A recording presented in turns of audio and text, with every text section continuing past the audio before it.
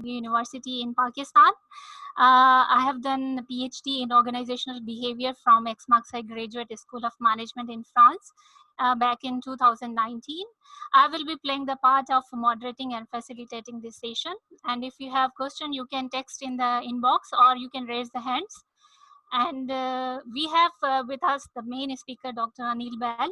Dr. Anil is the CEO of Org9 Training and Consultancy Firm. Anil has earned a PhD in Human and Organizational Systems from the Fielding Graduate University, California.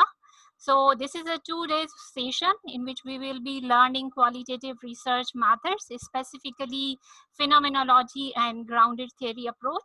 So Anil, thank you so much for this session, for giving us time. And I'm sure people from different parts of the world, as you can see, are eager to learn from you. So over to you. Thank you so much. Oh, thank you, Gul. Thank you so much. So Gul will be helping me moderate this session and will keep me honest. Okay. So Yeah. with all the muting and unmuting and everything else, because it's really difficult to do both. I've done that before and it's a bit of a challenge, but welcome aboard everyone. This is part 1 of our 2-part web conference on qualitative research. So we had about 158 individuals that registered from India, Pakistan, Nepal, Saudi Arabia, UK, Yemen, Austria, and France. But as we expect, there's going to be some attrition and the number may actually shrink when it comes to how many people actually attended. But that's okay. It's a large group anyway. And given the large group, it may not be possible for me and for Gul to individually address each and every question that you folks have. However, please feel free to share your queries in the chat box. Okay, so I'm sure everybody knows where the chat box is. We'll try to field your question and give you a chance to talk live during the conference. We're going to actually set aside some segments where we will be going live, and we'll unmute the speaker and so that we can field your questions and moderate the sessions that way. We were just talking about the raise hand icon. I'm sure all of you know where the raise hand icon is. If not, go into the participant panel and you should be able to see down there. If you click on more, you'll see a small little raise hand, okay? And that'll tell us that you have a question. We may not be able to immediately address the question. We may actually keep it parked for some time until we get back to the question and we're able to talk about it. So let's reserve the questions for the Q&A segments, given that we have a lot of material to cover. And if we are, for whatever reason, we're unable to cover your questions, what Gul and I will do is we'll email you with the responses later. In any case, please feel free and know that this is not the end of this learning. This is actually the beginning of this learning, these 2 days. I will be personally available to anybody that wants to get me involved in your research.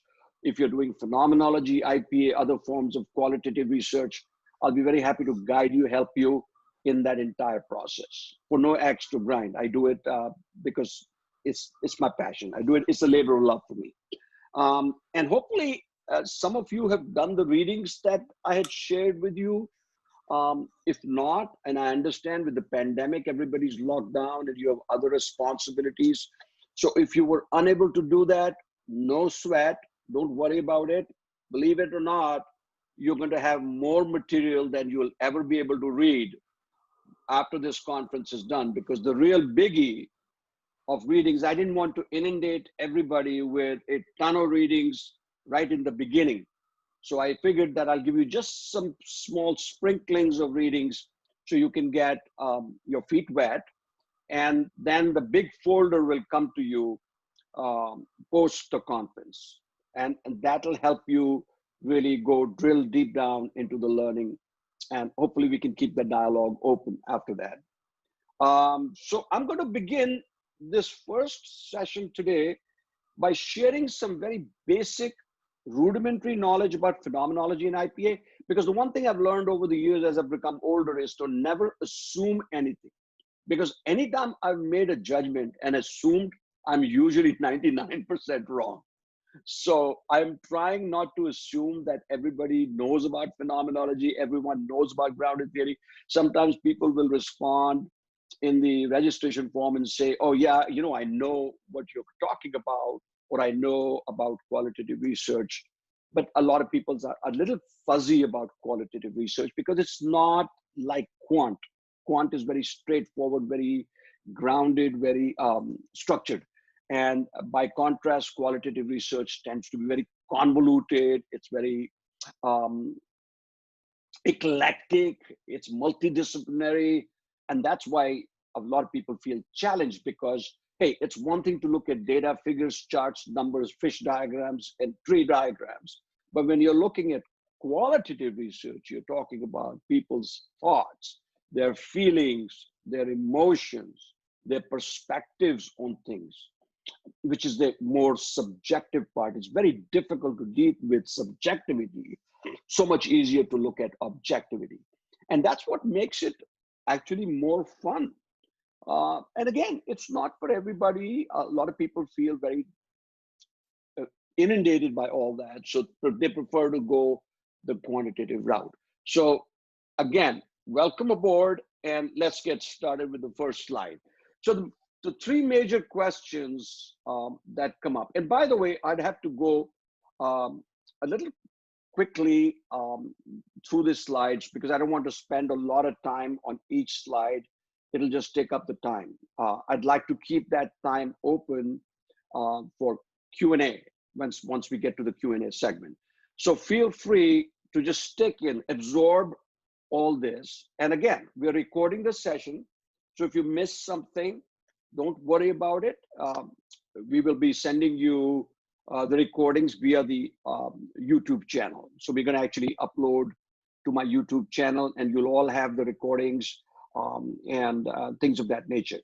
So let's just take a look at this first. What is the stream of consciousness? You'll hear this expression, stream of consciousness, when we talk about phenomenology as a field of inquiry. The stream of consciousness is all the words, feelings, thoughts, everything that comes into your consciousness at any given point of time. And don't confuse when I say consciousness, don't confuse it with the unconscious or the pre-conscious or the subconscious. I'm just saying stream of consciousness, whatever we are doing right now is also part of a stream of consciousness. You're consciously attending this, unconsciously facilitating this. So don't get bogged down with the lexicon of this, but just know that the stream of consciousness is an expression that is going to pop up very often when you're doing phenomenology. So what does practicing phenomenology mean to a researcher? So this is a question that pops up very often. What is the practice of phenomenology? What does it really entail? I mean, it's one thing to understand something intellectually, academically, cerebrally, but when it comes to practicing something, putting the pieces together, okay, what does that mean to you as a researcher, right? And more importantly, is phenomenology an intellectual exercise or is it an emotional endeavor? So a lot of times people get confused with, okay, so yeah, so it's a qualitative research method, so I should look at it very intellectually. I should look at it very cerebrally and break it all apart and deconstruct it and all that kind of good stuff. But please remember that phenomenology is more, it leans heavily toward emotional experiences, not intellectual experiences. And there's that dichotomy right there. So I'm not saying that when you're doing phenomenology, that it's all an emotional endeavor, okay? And there's no intellect. Well, sure, how can you remove your brain from everything else? Is the highest seat of learning.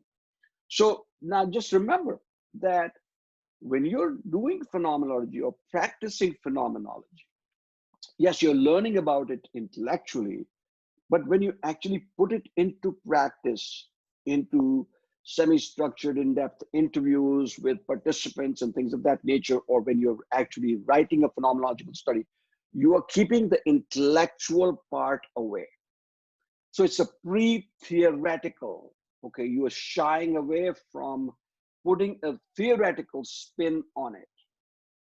You're more diving into the intellectual, into the emotional experience of it. And you'll learn more about it as we move on. One thing you'll hear is the natural science versus human science. So really just understand the natural science is all the other sciences that you hear about, the academic psychology, which attempts to predict and control behavior in a laboratory setting. And the experience is typically played down. So in traditional cognitive behavioral psychology, yes, they look at the experience, but the experience is typically minimized. They're more concerned with how can we control the behavior.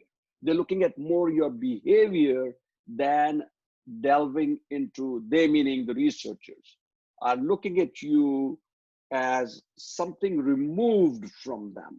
They're looking at your behavior, looking at how you act, how you react, how you perceive some things. Okay. A human science approach, by contrast, also investigates psychological phenomena, but by studying consciousness, remember I was talking about the streams of consciousness, we study consciousness as it is experienced in oneself. Now let's look at the two pieces here.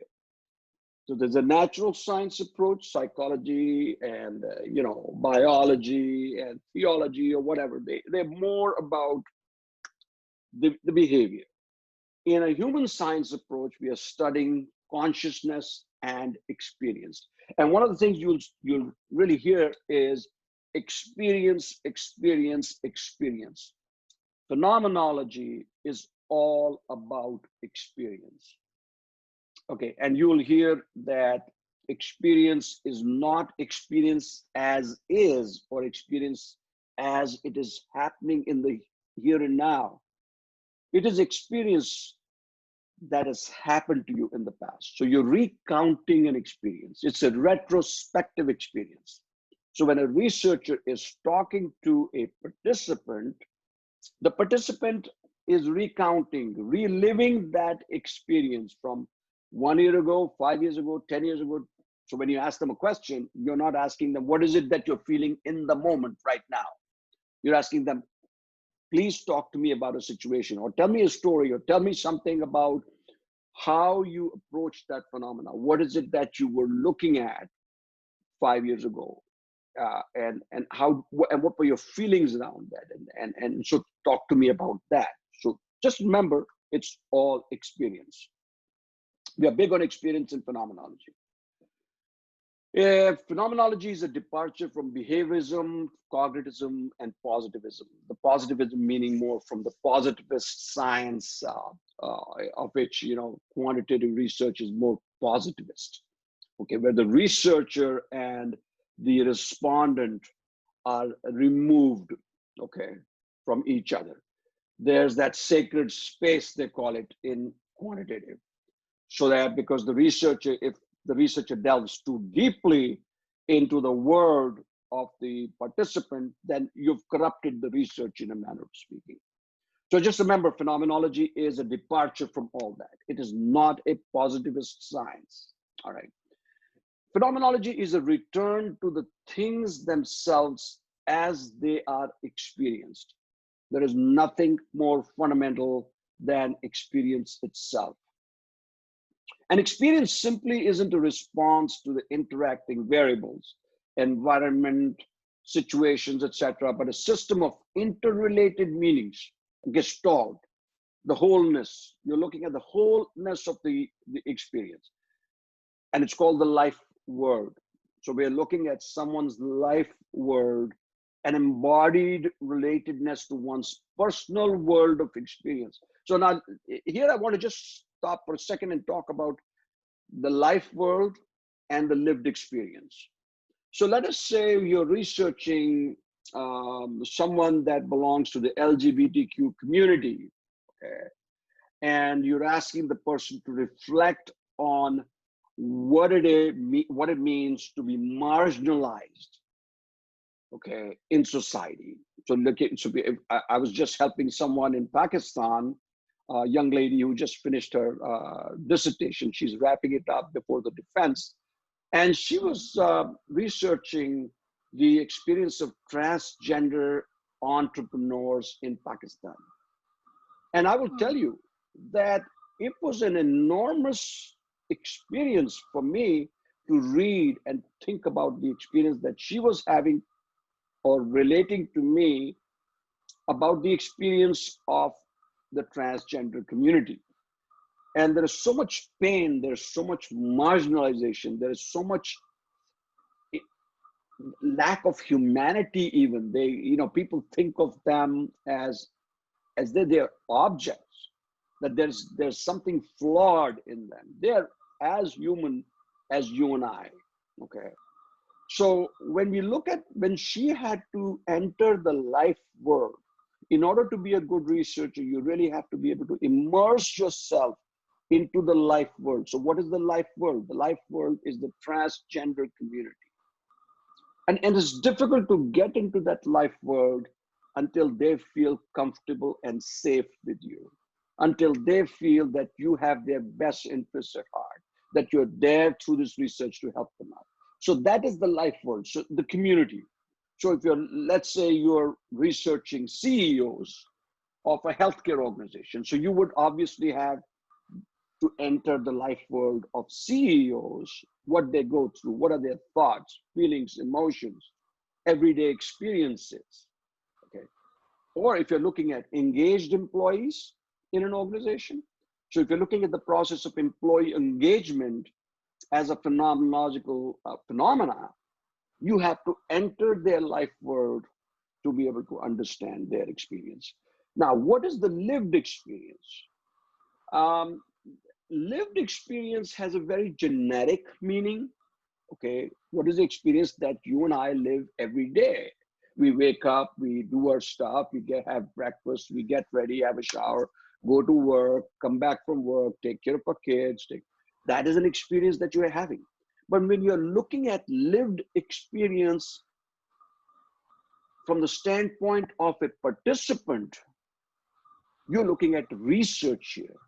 So that lived experience becomes a very specific lived experience, because that lived experience relates to your study phenomena. So if your study phenomena is employee engagement, or your study phenomena is about marginalization of transgenders, or if your study phenomena is emotional or physical abuse in a marriage, okay, things of that nature, you're looking at the lived experience as a study phenomena. Okay, so just please know that. All right, let's go to the next slide. You'll hear a lot of, I'm not going to go into very deep into this, because you can certainly read up on this. There's plenty of text out there, and I can give you the references, citations later. But just please know that two of the ones that we will really be delving deeply into, the transcendental phenomenology of Edmund Husserl, or Husserl. It's a descriptive phenomenology of pure essence, and an ontological phenomenology of Martin Heidegger, the method of ontology. Ontology is the nature of being. So when you're looking at when you ask a research question in phenomenology, what is it like to be marginalized in the transgender community? When you ask a person, what is it like to be, you're asking an ontological question. The nature of being. What is the nature of being? What is the nature of existence? Okay? So just please know this transcendental phenomenology by Edmund Husserl. Edmund Husserl, just so you know, those of you that didn't know, but he was the father of phenomenology. Okay, and he talked about this pure phenomenology. According to Edmund Husserl, the phenomena was always on the outside. It was pure, it was spiritual, it was transcendental. Okay, one of my colleagues here is very much interested in doing mindfulness, okay, in organizations. And so when you do mindfulness in an organization, you can look at mindfulness as though it is happening out there within an organization, which would be a purely descriptive philosophy, okay? Or you can look at mindfulness as the nature of being. What is it like to be working for an organization that lacks mindfulness? So then you can also ask the question ontologically, okay? So just please know that those are the two ones that we will be focused on, but there are others like existential phenomenology of Jean-Paul Sartre, okay? Hermeneutic phenomenology of Gadamer, and we will be focusing in IPA on hermeneutics. Hermeneutics is interpretation, it is sense making, it is meaning making.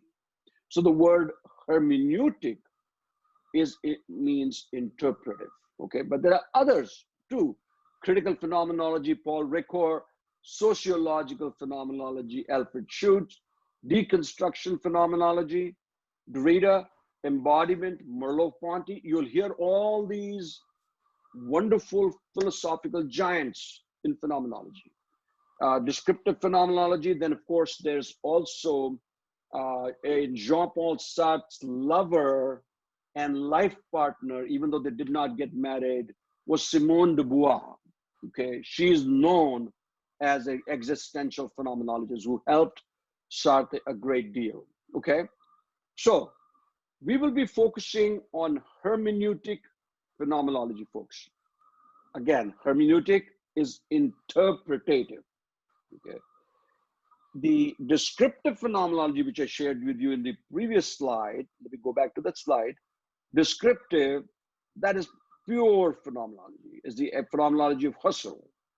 Okay, so we are not going to be focusing, given the time that we have here, and given that I'll be delving into IPA, the interpretative phenomenological approach, we will be going deep into descriptive, into hermeneutic phenomenology. Yeah. So let's go back to that and let's reflect. Now, you know, this is an interesting one. You'll hear that to be a good phenomenologist, you really have to be a good poet. All right? So just let's read this first one. Phenomenology insists that daffodils, the flowers, are indeed different for a wandering poet than they are for a hard-pressed horticulturist. Horticulturist is someone that takes care of flowers, plants, just like everything. He or she is always around flowers, right? It's a matter of fact, it's taken for granted, right? You go down a street in Gurgaon every day, the street is taken for granted. With your eyes closed, you can go on that street because you don't, and sometimes because you travel that street so often, you do not look at or stop by and smell the roses, or you don't look at spot the beauty that maybe is changing around that street. So just likewise for a horticulturalist, he or she looks at flowers differently than a poet would. You know, I have a bit of a poet in me as a phenomenologist. How can I not have? And those of you that are part of my LinkedIn network know how much of the touchy-feely emotional stuff I write there all the time. And Gul is laughing because Yes, Gul yeah. is very fond of Yeah. reading my stuff. But you know what? Yeah, That's very what life is interesting. about. Life cannot just be about one segment. That you only do research and only talk about what is happening in a university, only talk about what's happening in school. But what about this other Hmm. side? You have to have a Hmm. well-balanced side. So as a phenomenologist, right, Go? As a phenomenologist, you really have to have both of your sides activated. Not just the left brain, but also your right brain activated. So the individual is a conscious agent whose experience must be studied from the first person perspective. Folks, this is one thing that you will run into when you're doing a phenomenological study or writing a phenomenological study or you're researching phenomenology. Your committee members, even your chair might say, hey, why is it that you're writing in the first person?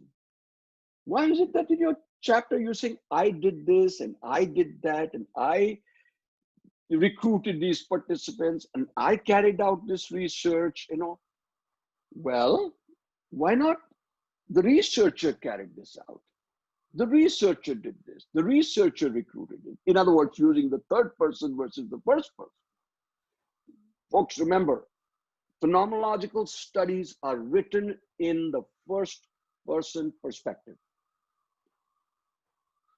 The reader, if I'm reading your study, I want to know how this study, how this research, how this phenomena has impacted you personally, how this phenomena has reflexed you. What is your reflexivity?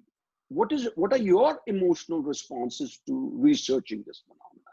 So you can't say, oh, the researcher did this, the researcher studied 14 participants. So now, am I suggesting that your entire research study is going to be in the first person? No, I'm not saying that.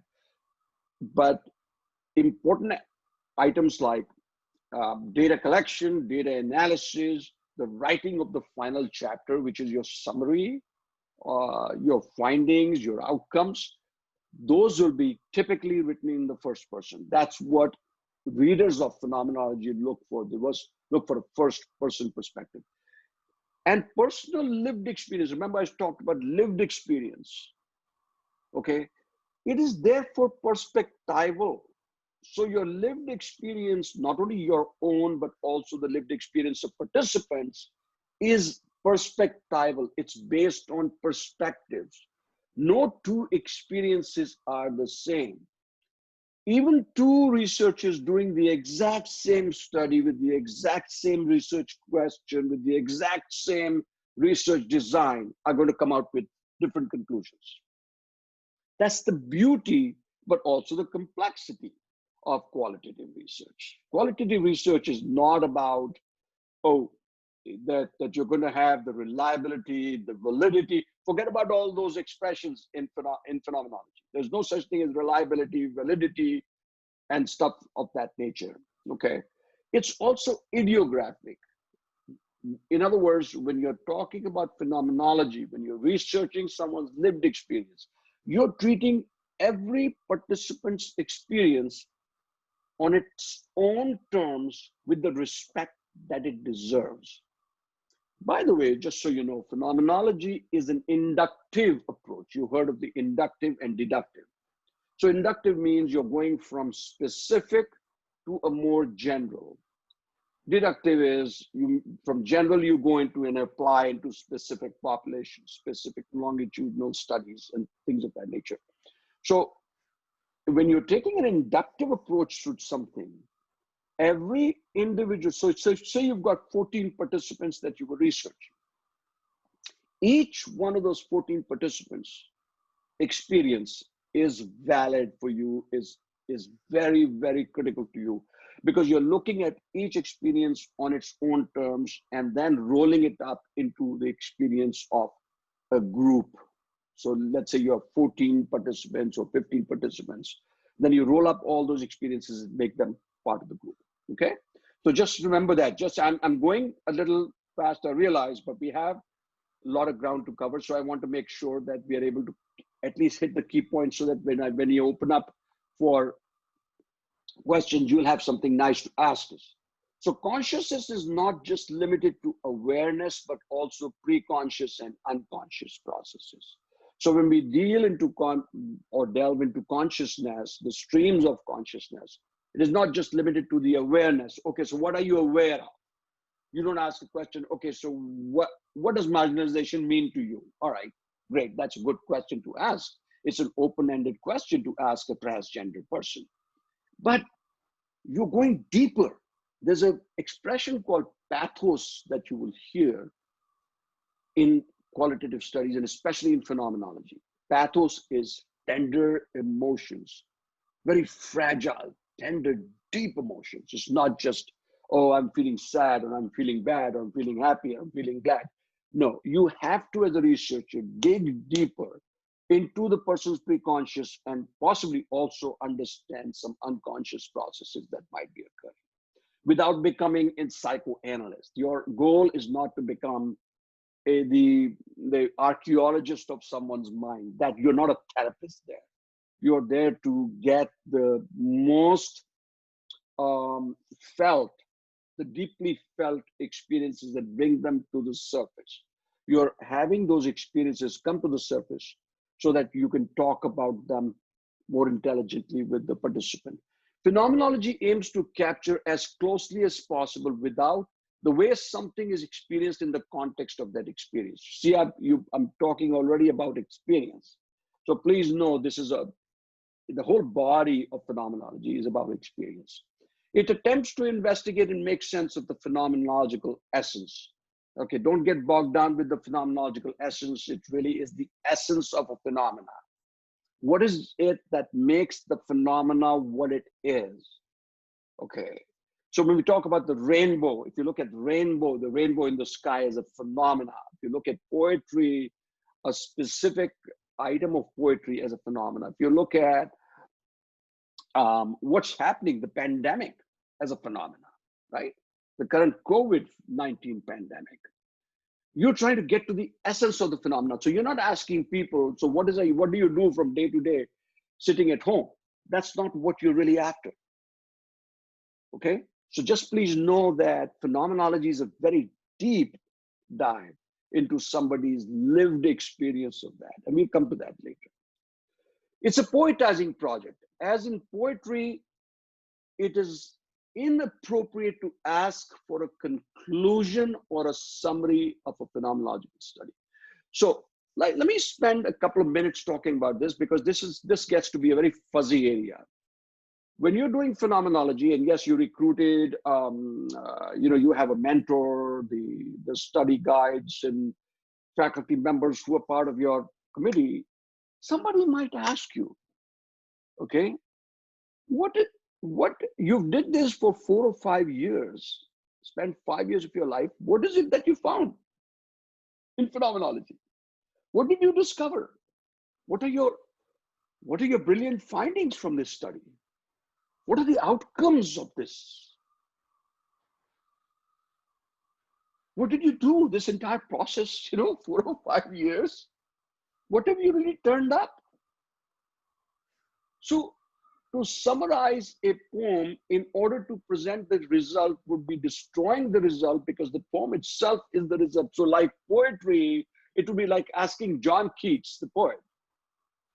So what did you achieve? You wrote this beautiful poetry, the Ode to the Grecian Urn, or the Ode to the Nightingale, or the Ode to Indolence. What did you achieve? What did you find? He might look at you puzzled because you missed the entire point of phenomenology. The whole process of doing phenomenology, the whole process of practicing phenomenology is the outcome. This is a difficult concept for people, I'll tell you, because if you have quantitative researchers who are part of your committee, they are going to get very daunted, challenged by this notion. They're going to say, what are you really talking about?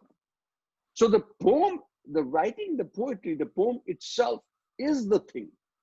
It is the thing that you were looking for, the entire journey, and not just the outcome that you reached.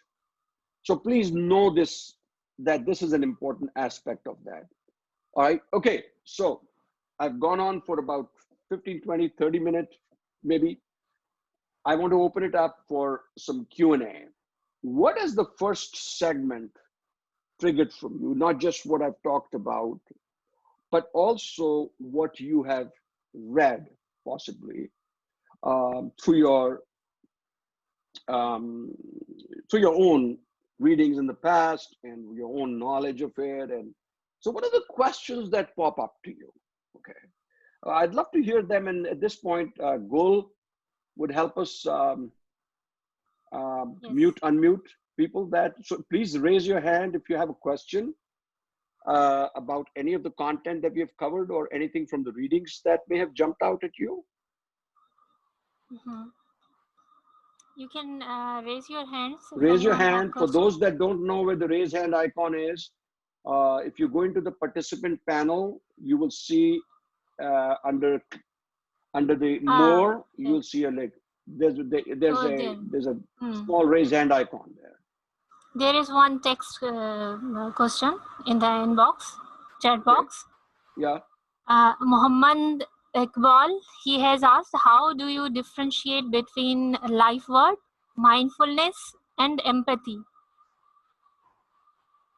Life world, mindfulness, and And empathy. empathy.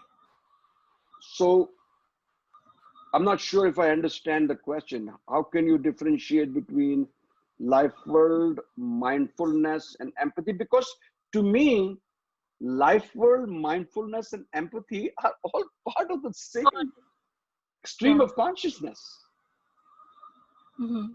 We don't say, we cannot put these things into separate compartments unless you're doing specifically a research on mindfulness, in which case you may want to differentiate between that. So yeah, it has to do with, if your question has to do with a very specific research phenomena, yes, we can look at that. But mindfulness in and of itself, uh, uh, I think it's difficult to just separate, because that is who you are. That is what you live with. If this is your spirit of practice, then you always have that in the mind, front of your mind.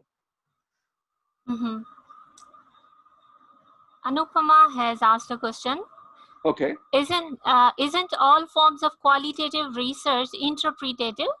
Why do we call this as interpretative phenomenology? Okay. So that's a really good question. Mm-hmm. So what? Who's that? Anupama? Yeah, Anupama. Anupama. Okay. So everybody heard that question. So if all in qualitative research, isn't everything interpretative?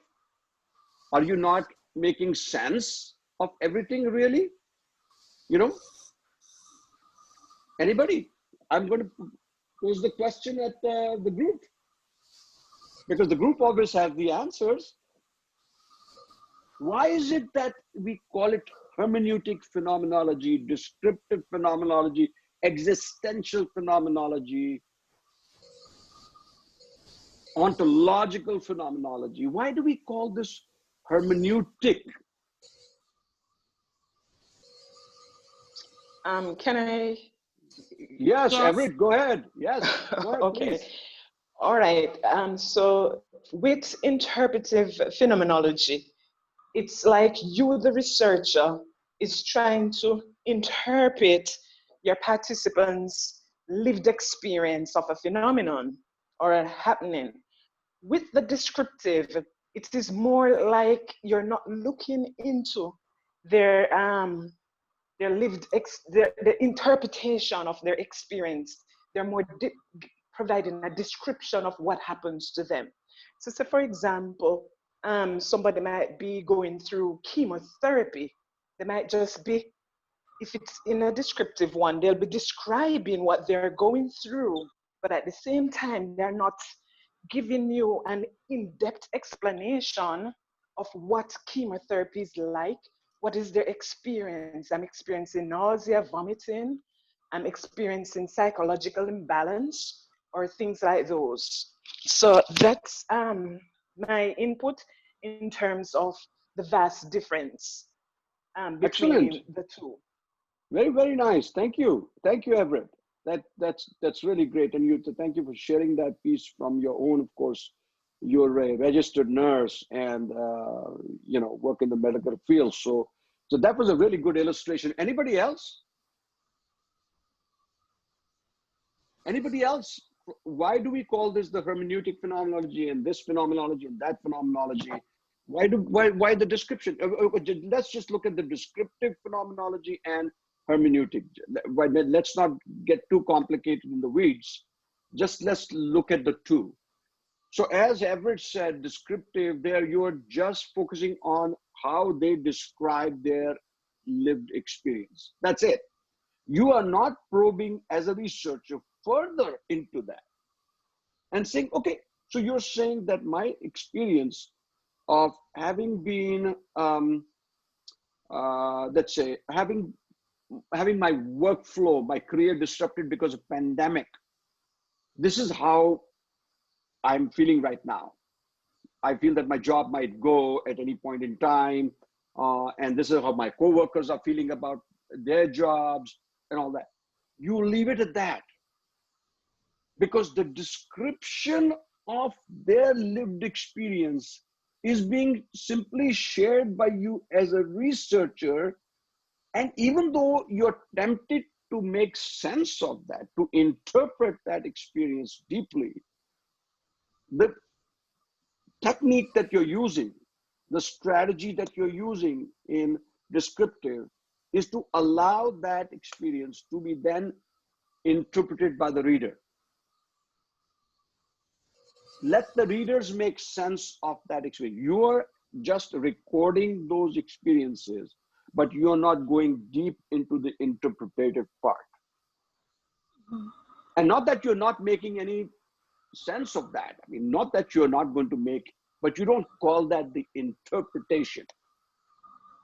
Because the moment you set the interpretation of the researcher, there's a whole different process that's unfolding there. As you will see when I go into the IPA, when we deconstruct the IPA and show you how to do the IPA study, how to data collect, how to data analyze that, you will notice where I'm going with that. So hold that. But anybody else before we move further? Can I try? Yeah, go ahead.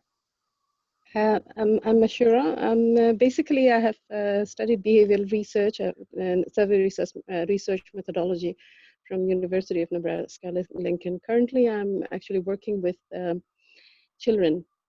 Just to give you background, with they are coming from impoverished families, and it's a charity school. Right. I'm trying to come up with basically implement social emotional learning methodology to improve their behavior. Basically, you know, I've gone through, I've observed these kids for some time, and yes, I realized that there should be some long-term, persistent, consistent procedure that will help them. So this is giving you my background.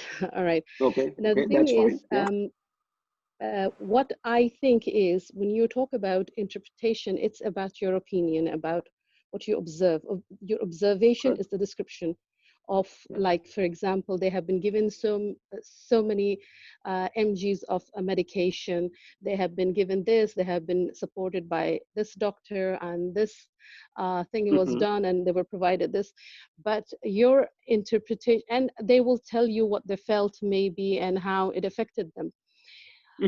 Interpretation, I would think, is it's your opinion of what happened there, your version of it, of what you understand.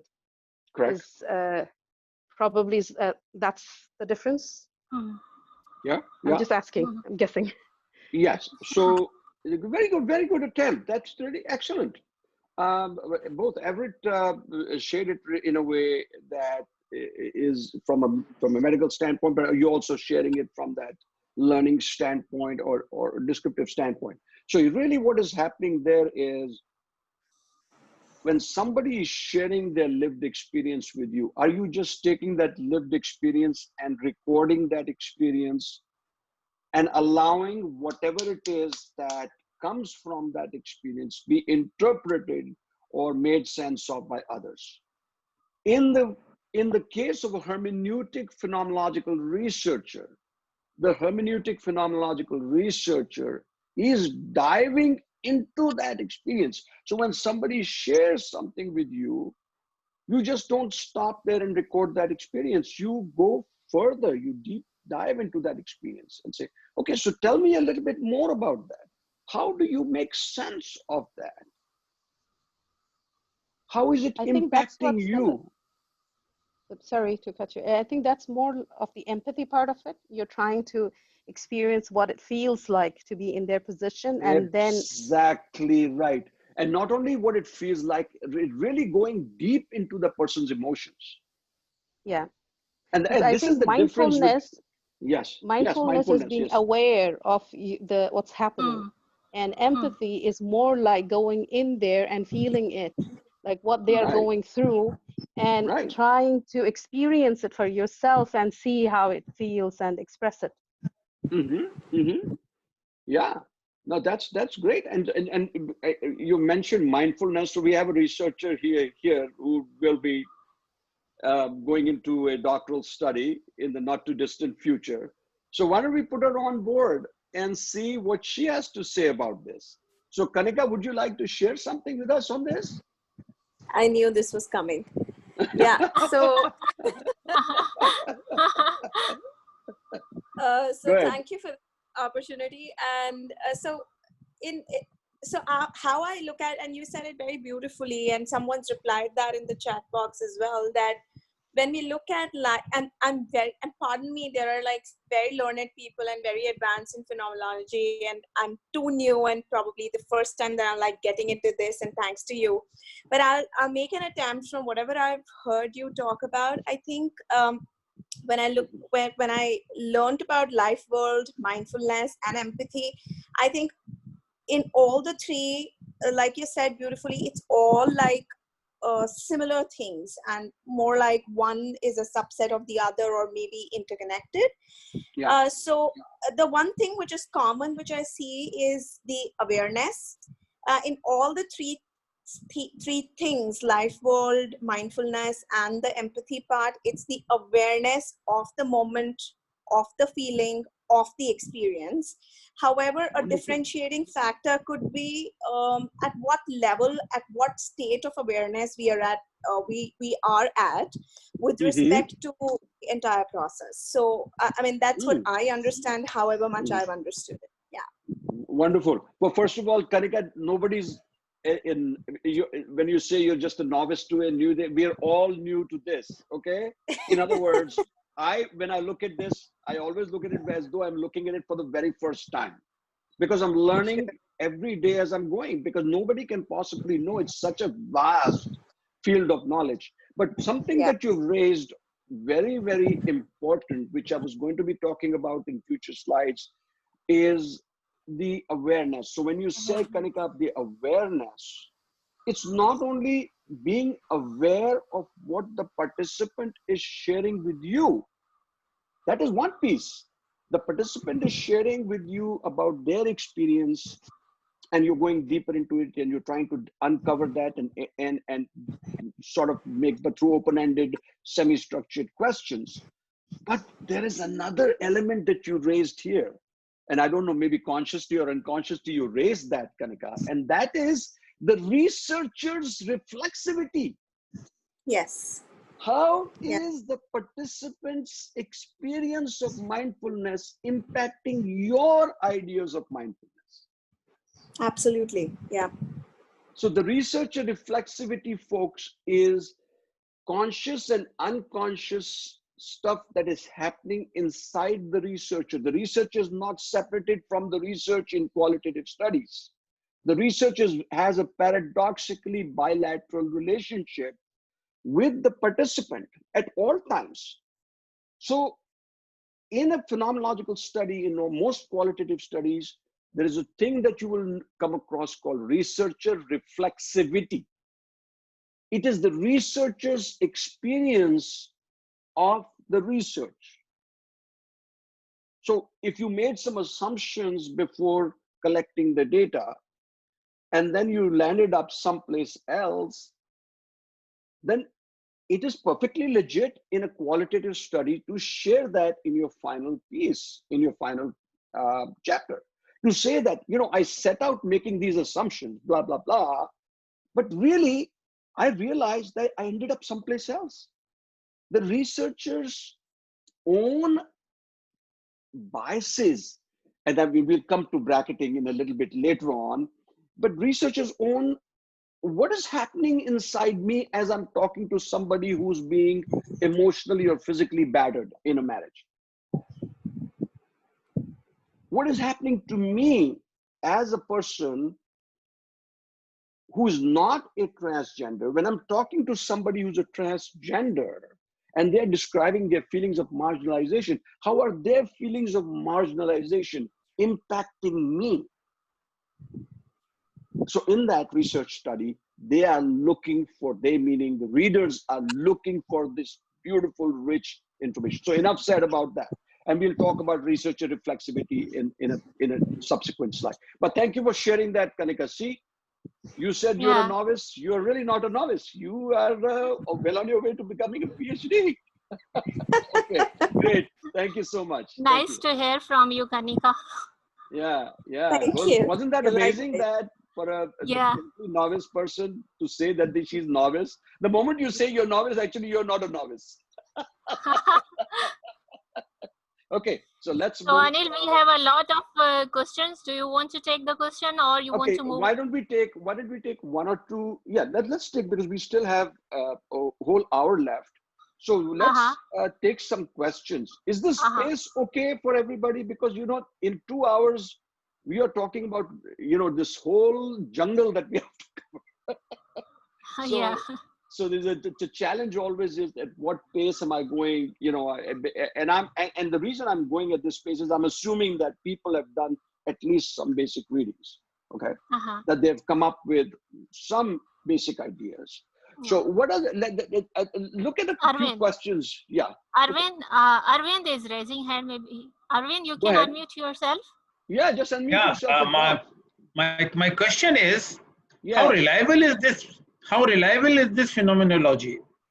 Because the researcher's bias is also important. Now, if the two researchers are writing the same object and their own biases are also playing into it, they come up with two different findings. Which finding do you think is more reliable, and which finding do you think is true as compared to the other one? Arvind, you raised such a powerful question. If I had some gift to give you, I would give you a gift right now. But unfortunately, there's no gift. So you take a rain check today. Okay, you've asked a very important question. You've asked a question from the mind of a quantitative research. Yes. Okay, this is qualitative. And again, no offense meant, your question was beautiful, but it needs some explanation right now. First of all, when you're doing phenomenology and when you're doing qualitative studies, for the most part, please forget about the expressions called validity, okay, reliability, reliability, theoretical explanations. Sure. Especially when you're dealing with phenomenology. In phenomenology, you do not go about theorizing, explaining, validating, refuting, taxonomizing content or hypothesis. We do not deal with hypothesis here. As you do when you're doing a quantitative study, you go with hypothesis 1, hypothesis 2. Do you not, Arvind? Correct? So what happens here in phenomenology is, so you asked two very important questions. So if two researchers are doing study on the same phenomena, which one is correct? Which one is more accurate? The word accuracy doesn't come in there. Because which one is more reliable? Reliable. So reliability, so bhuli jaiye aap. When you're doing phenomenology, get reliability out of your vernacular. It should leave your lexicon totally. Validity, reliability, accuracy, facticity. Now I'm going to talk about factual. Now I'm giving you an example. So you're researching this participant, okay, and while you're researching this through a semi-structured, in-depth interview, you have this feeling that this guy is telling me a bunch of baloney.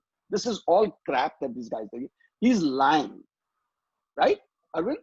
So okay, he is making this stuff up. He's lying. I don't believe what he's saying to me. Now, if you were a quantitative researcher, you would more likely than not omit that interview from there, because you don't want this interview to spoil, corrupt your research, correct? Because you're openly, outwardly, overtly feeling that this person is lying to you. Okay? Yeah. In phenomenology, there is no right or wrong answer. Mm-hmm. In phenomenology, you stay in that mode of knowing and not knowing, that even if you know, even if you feel deeply that this person is not giving me the correct, not correct, but this doesn't add up in my mind. You are So not can I there to, say that there is no question and answer? no. Not No, the question. I'll tell you why I asked this question. Go ahead. Suppose a phenomenologist is asked to find out why Yes. people resort to drug addiction. Okay. If I study 15 drug addicts, Yeah. and probe them their own life experience, that how Right. they experienced their 10 years, 5 years, and then they ended up with drug addiction, then these 15 stories will be different stories. Absolutely different stories. How do I conclude? How do I reach a point where I can say this is the cause of drug addiction? तो आपने यही तो भाई चीज मारी भाई, अरविंद को तो भाई देना पड़ेगा कुछ। आप तो सारे भाई सारे आप he's इतने talking bright about questions. he's talking about generalizability of the research. Yes, there is no such thing as generalizability here. Yes, in qualitative research. Yeah. In qualitative research, you are not out to prove or disprove anything, Arvind. Dr. First of all, Behal, जो आप बोल रहे हैं ना, आप जो बोल रहे हैं factors की बात कर रहे हैं, right? You're talking about the factors, right? What are the factors that, when you start talking about factors, you start talking about grounded theory. Phenomenology is trying to get to the essence of an experience, to allow the experience to emerge through the participants' words, feelings, emotions, and whatnot. And you, as a researcher, are helping the participant make sense of those experiences. So when you're asking a person, what is it like to be physically abused as a child? Right. Or what is it like to be marginalized? Or what is it like to be subjugated in the workplace by your boss? Constant parading by your boss. You're asking this person to get to the in-depth experience. They're asking this person, how do you make sense of that abuse that is occurring to you? Not that, bhai, aapke scars dikhao apne back pe. You're not asking for the scars. You're not asking for tangible evidence there. Sure. You're asking them, how are you making sense of that experience here? What does that experience mean to you? Not, I didn't ask, is it experience true or false? I don't say to you, no, but you know, your experience doesn't seem to be valid to me. Because if I use the word validity, reliability, and all that, I'm going in a different direction also. And I don't even say, oh, going by that theory of cognitive dissonance, you know, your experience, what you've told me is wrong. You're not there to challenge anybody.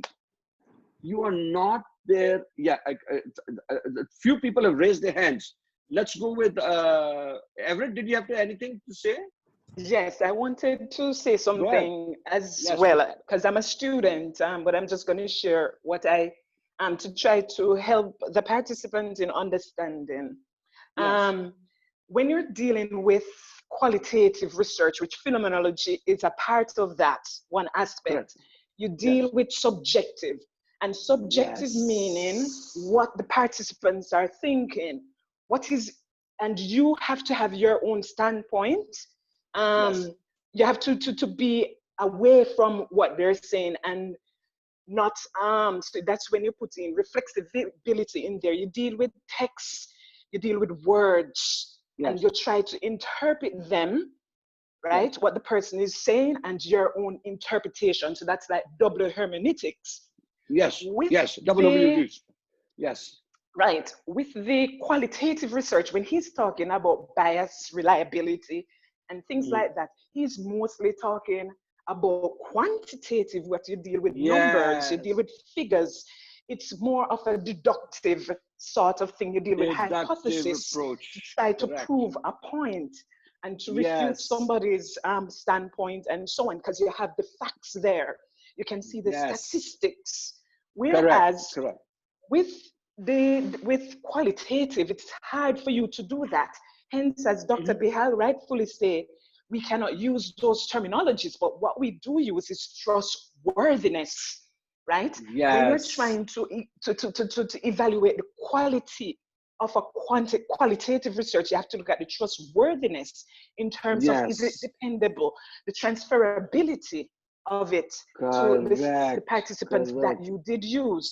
So it's kind of, and another thing too that can affect, you can't talk about reliability. For example, if I'm doing a study about mothers and how they interact with their babies, their experiences. Yes. All right. What you might find is that the response that they give me as a researcher might be different from what they give Dr. Behal, because you have to look at how they perceive the researcher, and whether they get close to the researcher, they might not divulge certain information, but to another person, they might, because it depends on your own disposition, and it also depends to, and your position on the topic that you're investigating. So you cannot mix the two. Yes, and so you Everett has talked, and I have to move on with this to Kanika. Kanika has a hand up, but Everett has raised a very important thing about safety. Okay, if the participants don't feel safe with you, you may as well be barking up the wrong tree. Okay, they have to feel comfortable with you. They have to feel safe with you. They have to feel secure that you are not somebody that's digging into their life only to tear it apart and then become judgmental about it. You're there simply as a researcher to shed light on that phenomena through their words. And Everett raised double hermeneutic. And I don't want to get too much into the weeds there because we'll be talking in the IPA slides. The double hermeneutic is, how does the participant, or how does the researcher that is you, how do you make sense of the participant who's making sense of a phenomena? The phenomena is out there. The participants are reflecting on abuse, reflecting on what is it like to suffer from chronic lower back pain? What is it like to be an unwed mother? Okay, what is it like to be battered in a marriage? What is it like to be gay? They're reflecting on that, and through their lens, you are filtering that through your own lens. So there is a double interpretation. Remember, folks, so we said hermeneutic is interpretation. So there is a double hermeneutic happening there. The participant is making sense of a phenomena, but you're making sense of the participant who's making sense of a phenomena. So there are two lenses through which the phenomena is. That's why phenomenology is so convoluted, and it's also so rich. Okay, and with that, let me just quickly go to Kanika because she has a hand up, and then we have to go ahead. Go ahead, Kanika. Yeah. So this is a question that Arvind sir asked, and I he's my guru. I've learned whatever I know about research from him during my IMT days. So nice. That's the exact question that I also had in my mind, that at qualitative research we usually get some kind of a deduction. There is definitely some kind of an hypothesis, and we go that, and we work on it, and the studies around that. Yeah. So I understand that there is no hypothesis in this situation, but that leads another question to my mind, which is, in what scenarios, are there specific scenarios where we can use phenomenology, where it is going to give better results, and the other scenarios, it may not be the most effective one? Are there such scenarios or some perspective around that then in that case? Meaning some scenarios for... In the sense, some specific, I know in every study we kind of pick up a kind of research that we want to do. So we pick up, okay, we want to do a qualitative research in that, fine, great. We are not doing a quantitative, we'll do a qualitative. Now in qualitative, what is the kind of research that we are going to do? And so when we pick up phenomenology there, so are there specific cases in which phenomenology is going to work better, and other scenarios maybe the biases will actually so basically lead to correct. So basically what Kanika is asking the group is that when is it that you use phenomenology? Yes. Okay, because phenomenology is not one size fits all. Right? That's right. There may be other approaches. There may be case analysis. You could do narrative research. You can do ethnography, right? You can do discursive psychology. You can do a number of different methods that you can use. So when is it that you use phenomenology? Okay, so this discussion becomes a little more enlarged, so we will cover that at some point later on. But I think for right now, let us just stay with this question in our minds. Can, So can we when is take phenomenology? When question is from phenomenology? Shiv? Go ahead. Can we take question from other participants? Yeah, let's just take one more question, then I have to jump into the IPA thing here. Okay. Okay. Yeah. Uh, Yes, Shivjot. who's Where is Shivjot? Shivjot, you can, yeah. Shivjot? Okay. Where is Shivjot? Shivjot, go ahead and why don't you speak? I think you're unmuted already. Yes, we cannot hear you. Shivjot, can you?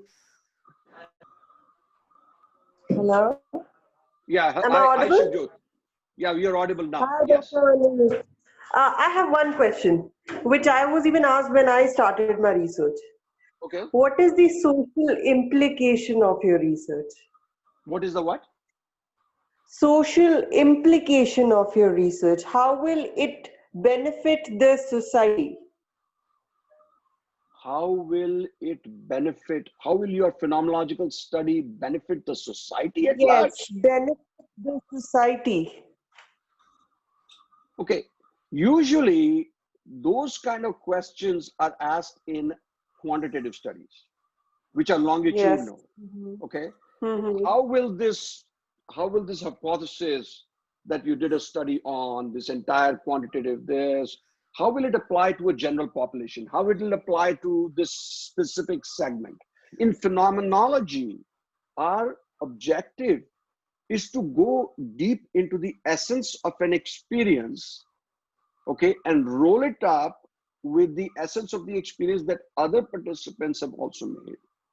So, but to say that I can apply that in a generalized way to a segment of the population or to a larger group would be not in the scope of phenomenology, because the whole idea of doing phenomenology or practicing phenomenology is to not have that as an objective. So when you're doing phenomenology, it's a very personal journey.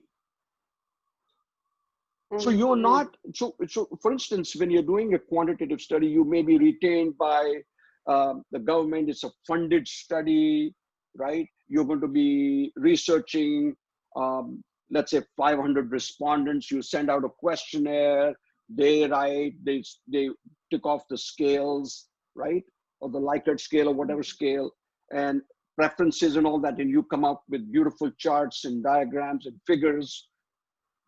The whole idea of doing phenomenology is not to, even though it's an inductive approach for going from idiographic, meaning the specific and particular, to a more generalized, but that generalizability that you're probably thinking of does not apply here. You're not looking at these findings, right, of 15 people. Now you can apply them to a segment of the population. Now, it does throw light. For instance, if you're looking at a microcosm in a school, if you're researching a school or a nursing facility, or you're researching a hospital, then within a unit of a hospital, the thoughts, remember, what are we dealing with in phenomenology? We're dealing with deep emotions, the thoughts, feelings, perspectives of people, their experiences on a certain phenomenon. All right, so I don't know if that sort of answers your question a little bit. Yeah, I asked this question because it's good that you mentioned this, because most of the research scholars, I like, at least in India, when you begin the journey of PhD, there are two questions that are raised. Number one, how reliable and valid is your study, even if the study's nature is not quantitative? Number two is that how socially applicable is your study, because you're doing a PhD, it has to be socially applicable, otherwise it is not a subject of PhD. So I think you clarified that. Yeah, thank you. So the problem is, without being critical of anything, because I have the greatest respect as a person of origin from India, And having had my, at least my high school and part of my college education in India, I have a great deal of respect for that school of thought. But I think somewhere we are still in the tangles of bureaucracy in India. Yes, yes. The old That is mindset, still, बताओ, ये चलता कैसे है? इसमें आगे मतलब इसमें तुमने इतना कुछ किया, इसका निकला क्या? इसका इतना पहाड़ आपने खोदा, चूहा भी नहीं निकला इसके अंदर. तो आपने 5 साल लगाए, क्या किया आपने 5 साल में? चार्ट दिखाओ भाई, फिश डायग्राम दिखाओ, राइट, डायग्राम दिखाओ, फिगर्स दिखाओ, कहाँ भाई नंबर्स का क्या, ये थॉट्स फीलिंग्स क्या होता है? ये तो कुछ नहीं होता. You understand? That is no. I'm even though I'm saying it in a lighter way, but I'm really meaning it very deeply. Okay, because this is a challenge that a lot of researchers are facing. As a matter of fact, I was talking to somebody yesterday, and she wanted to publish her dissertation and turn it into a book.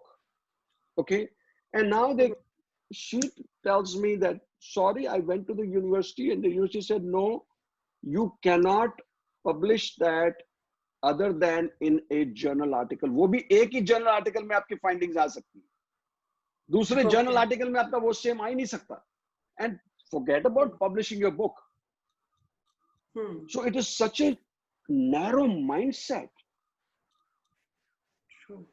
You cannot, you're not allowed, you're tying the hands of your researcher who has done 5 years of this study. They are dying to extrapolate this. They're dying to put it out there, help other people. But sorry, you can't do that. ये नहीं आप कर सकते, वो नहीं कर सकते. So that's for another day, and we will talk about that. But so एक दो question ले सकते हैं या you wanna move on? If you want to take them, if you want to take one or two, one question should be okay. I have more than 10 questions in chat box, and few of the people are raising hands. Dr. Gul, जी इसका जो भी हम cover नहीं कर सकेंगे ना, so we are going to definitely address each and every question, folks. Please know that because of the time limitation, we may not be able to cover the question in the session, but we will definitely address your questions in depth after the sessions. Okay, by way of an email. So, इसको capture कर सकते हैं जो Dr. Gul? हाँ, मैं capture कर लेंगे. chat को, can the chat be captured? I guess if you can just can cut copy, and paste I can copy. Yeah, I can copy the So we can take the question. We can take one question from Amira.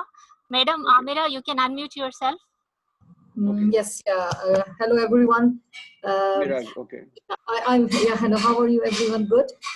Good. I would like to share my experience, like Go ahead, especially please. in the context of Pakistan and India. So before going for qualitative research, I would suggest that think some 1,000 times. Because I'm first of all, please tell us, Amira, are you in Pakistan or India? No, I'm assistant professor and associate chair of marketing department in Prince Sultan University, Saudi Arabia. But basically, you're in Saudi Arabia. Okay. I just wanted to figure out where you're. She is our teacher. She is our teacher too. Wonderful. Go ahead, please. I taught Dr. Afsha about qualitative data analysis in NVivo, I think so, right, Afsha? Okay, wonderful. Go ahead. Yeah. So now, because I really specifically was interested in attending this session, because the journey that I went through along with my PhD student was very powerful. I did my PhD in 2013. I went back to Pakistan. So I just had one PhD, and Alhamdulillah, he has got his foreign evaluators report just last month, few days back. But it took 7 years to convince examiners that, what they were asking: reliability, generalizability, validity. Like it was, so that's why I was thinking, and we were writing the same thing, that there is nothing like these things in quality research. And every situation is unique, and the context changes. Like once we were such a big supporter of Imran Khan, so the Prime Minister of Pakistan. So if the interview was done with me, so my experience was totally different than my experience after 3 years, for instance.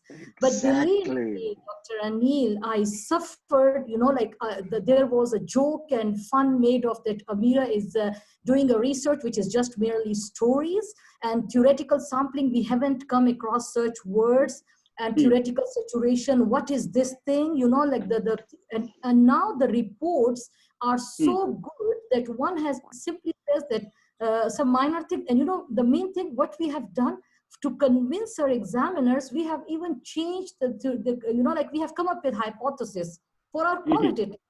They have asked us to do this something, you know, like for reliability, generalizability, we have taken Lincoln and Guba's some transferability and credibility to convince. Yes. It took us 7 long years to convince examiners from the registration, from the proposal defense stage until I'm not sure the final defense will be like our Pakistani professor will again come, and I'm not sure what will they do, because the foreign evaluator has sent very good reports for our research and thesis.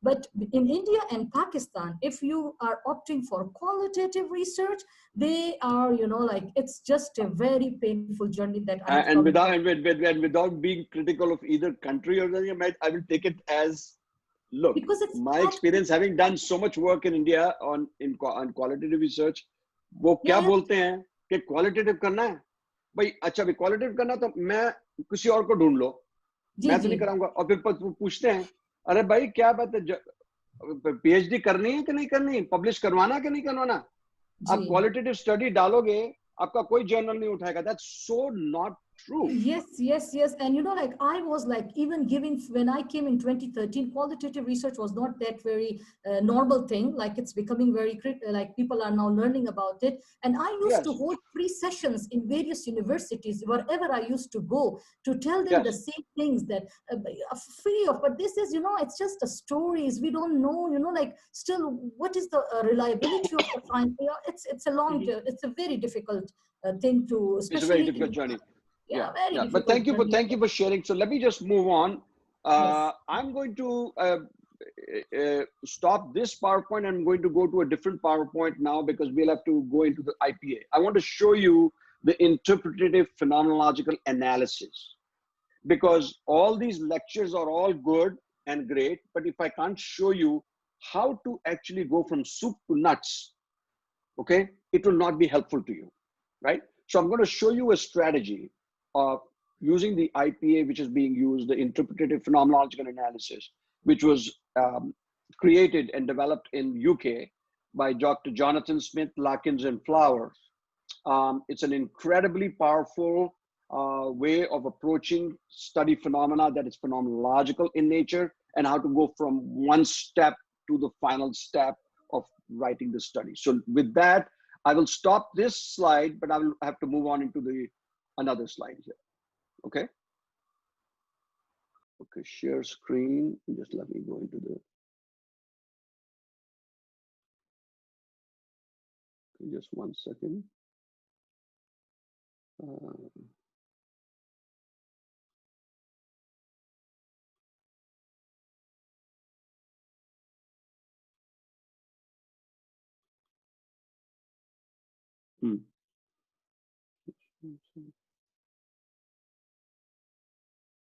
trying to go into my. Hey, Gol, help me here. I'm trying to go into my other. You can okay. You should stop the. Yeah, you should stop this sharing first. I've stopped the sharing, right? Okay. And now I'm clicking on share screen again, right? Yes. And okay, choose so I'm not seeing my document there in my desktop. Maybe it's not open. You need to first open it. Okay. The document that you are going to share. Okay. Yeah. Open it just first. 1 second. Okay, just 1 second. Yeah, let me open it. You not minimize Zoom when you are recording. Okay. So let me open the document. It's back here. It's hiding at the back. Okay.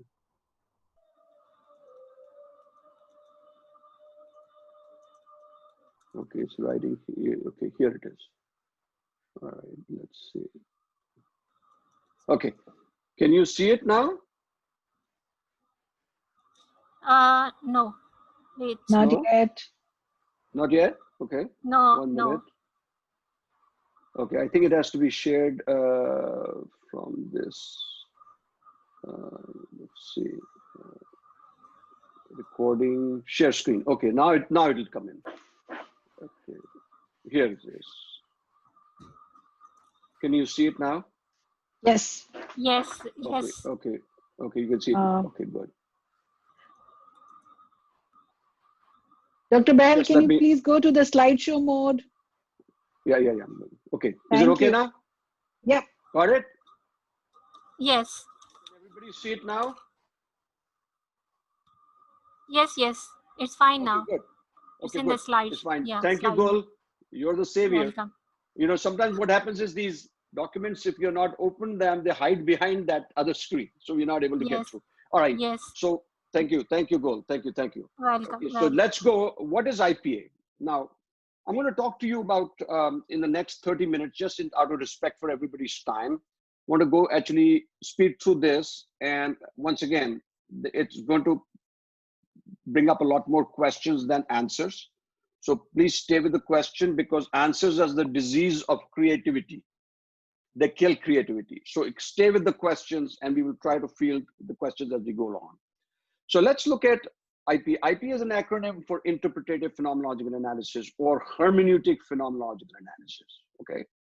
It's not a methodology per se, but a turnkey approach to conductive data analysis. It is not a methodology as in phenomenology, ethnography, ethnomethodology, case study, discursive method, or narrative research. Those are methodologies. This is not a methodology. This is a specific approach to data collect and analyze when you're dealing with phenomenological analysis. Okay. Developed by Jonathan Smith.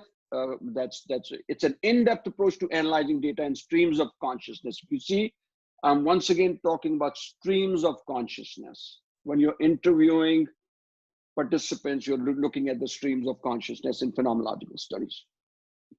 Now, focus of this presentation, it is to provide an overview of the theoretical underpinnings and pillars of IPA and when it should be deployed.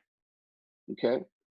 Outline the dissertation topics and kinds of novel research questions. I'm going to go into that. Craft a phenomenological research question and distinguish between whatness and thatness as they relate to research phenomena. All right, features. Now let's look at this. So what I did was I broke this up into some kind of a chart so we can try to see what the difference between whatness and thatness is. All right. So let's look at the sample research question. Let's look at the first question. What does engagement mean to employees? So if your research question is, what does engagement mean to employees? You're asking a sort of generic question, which can also be answered phenomenologically and transcendentally using descriptive phenomenology. So you're asking someone to reflect on what does engagement mean to you. Anybody and everybody can talk about engagement generically, engagement as a general phenomenon. Is it not? So the focus on engagement is as an indirect employee experience. So I'm not asking a participant to tell me specifically about his or her experience of engagement within a particular organization. I'm asking this person to generically talk about engagement, because anybody can generically talk about abuse, about pain, about marriages, about unwed mothers. So, even as a man, I can talk about what probably it might feel like for an unwed mother to be raising a child. with disability. I do not have to be an unwed mother to be able to talk about that. So when we are dealing with questions of that nature, which are more generic, which are more general in nature, we can use what is known as the thatness of experience. We look at here, the research phenomena is employee engagement in the third column. I've got my cursor here.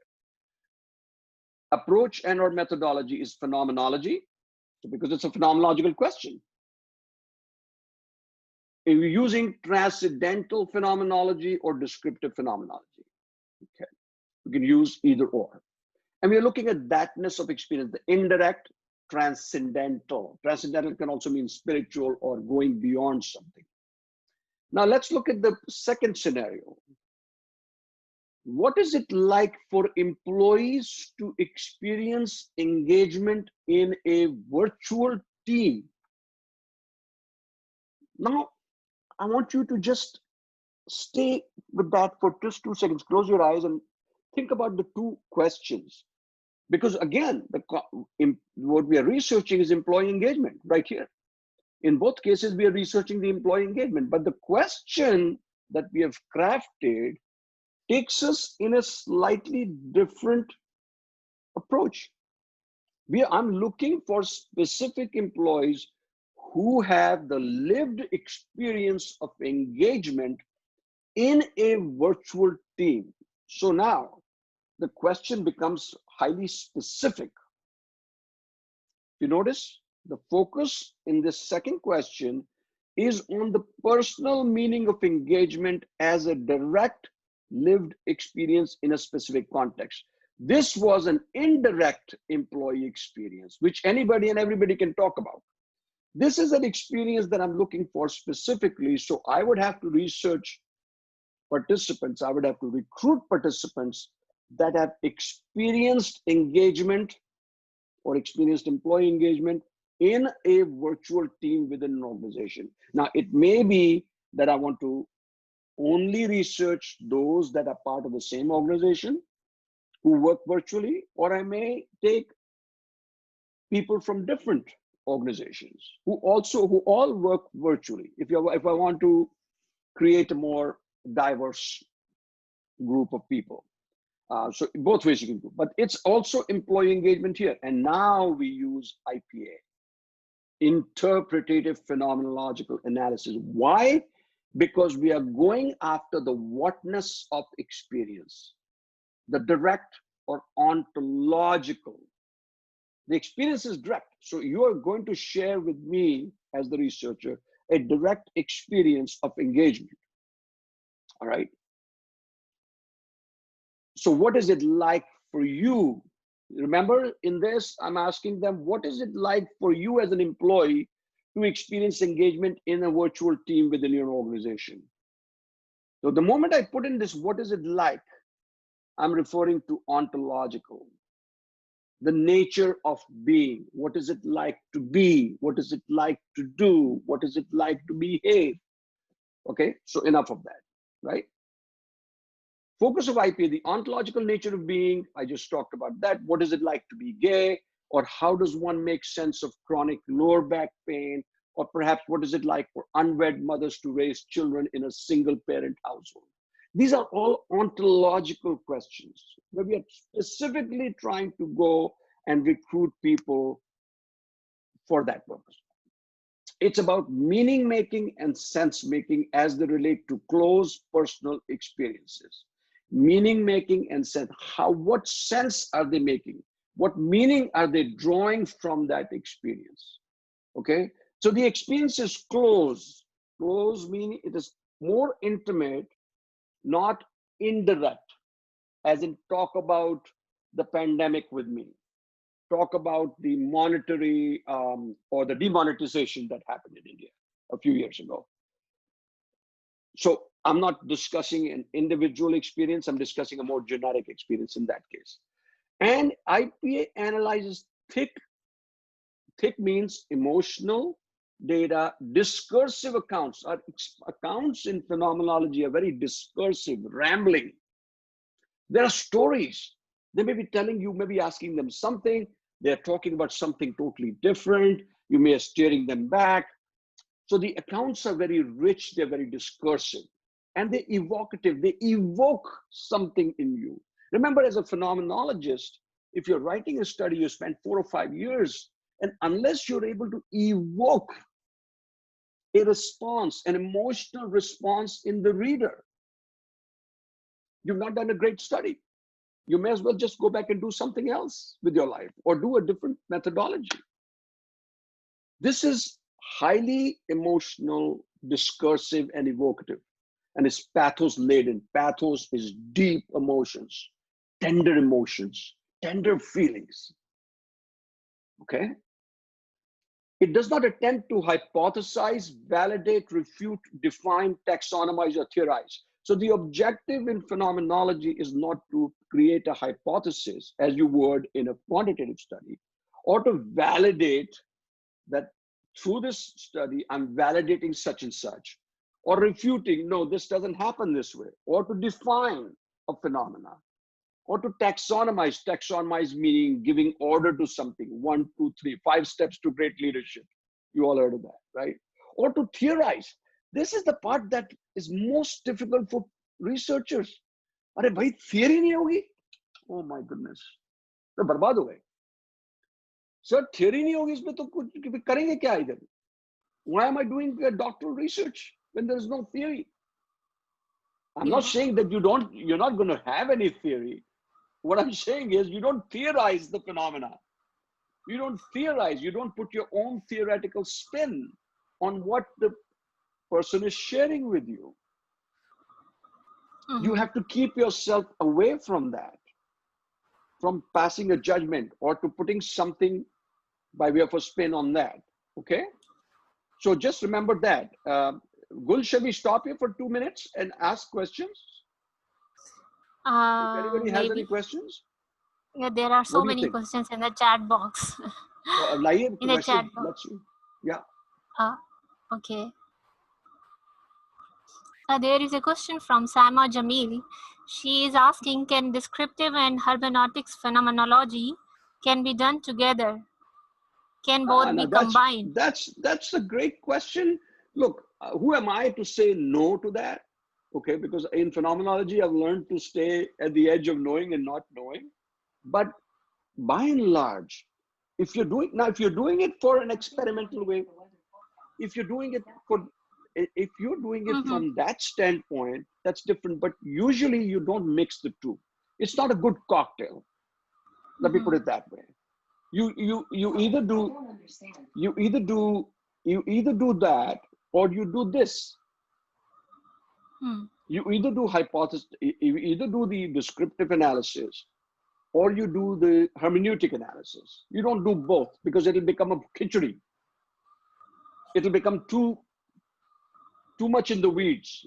You have to have a specific, especially if you're doing a doctoral study, you cannot mix this two. Now, can you do a mixed methods research? Yeah, that's possible because you can do a quantitative study and then take a certain segment of that and do a qualitative piece with that, which they can both talk to each other.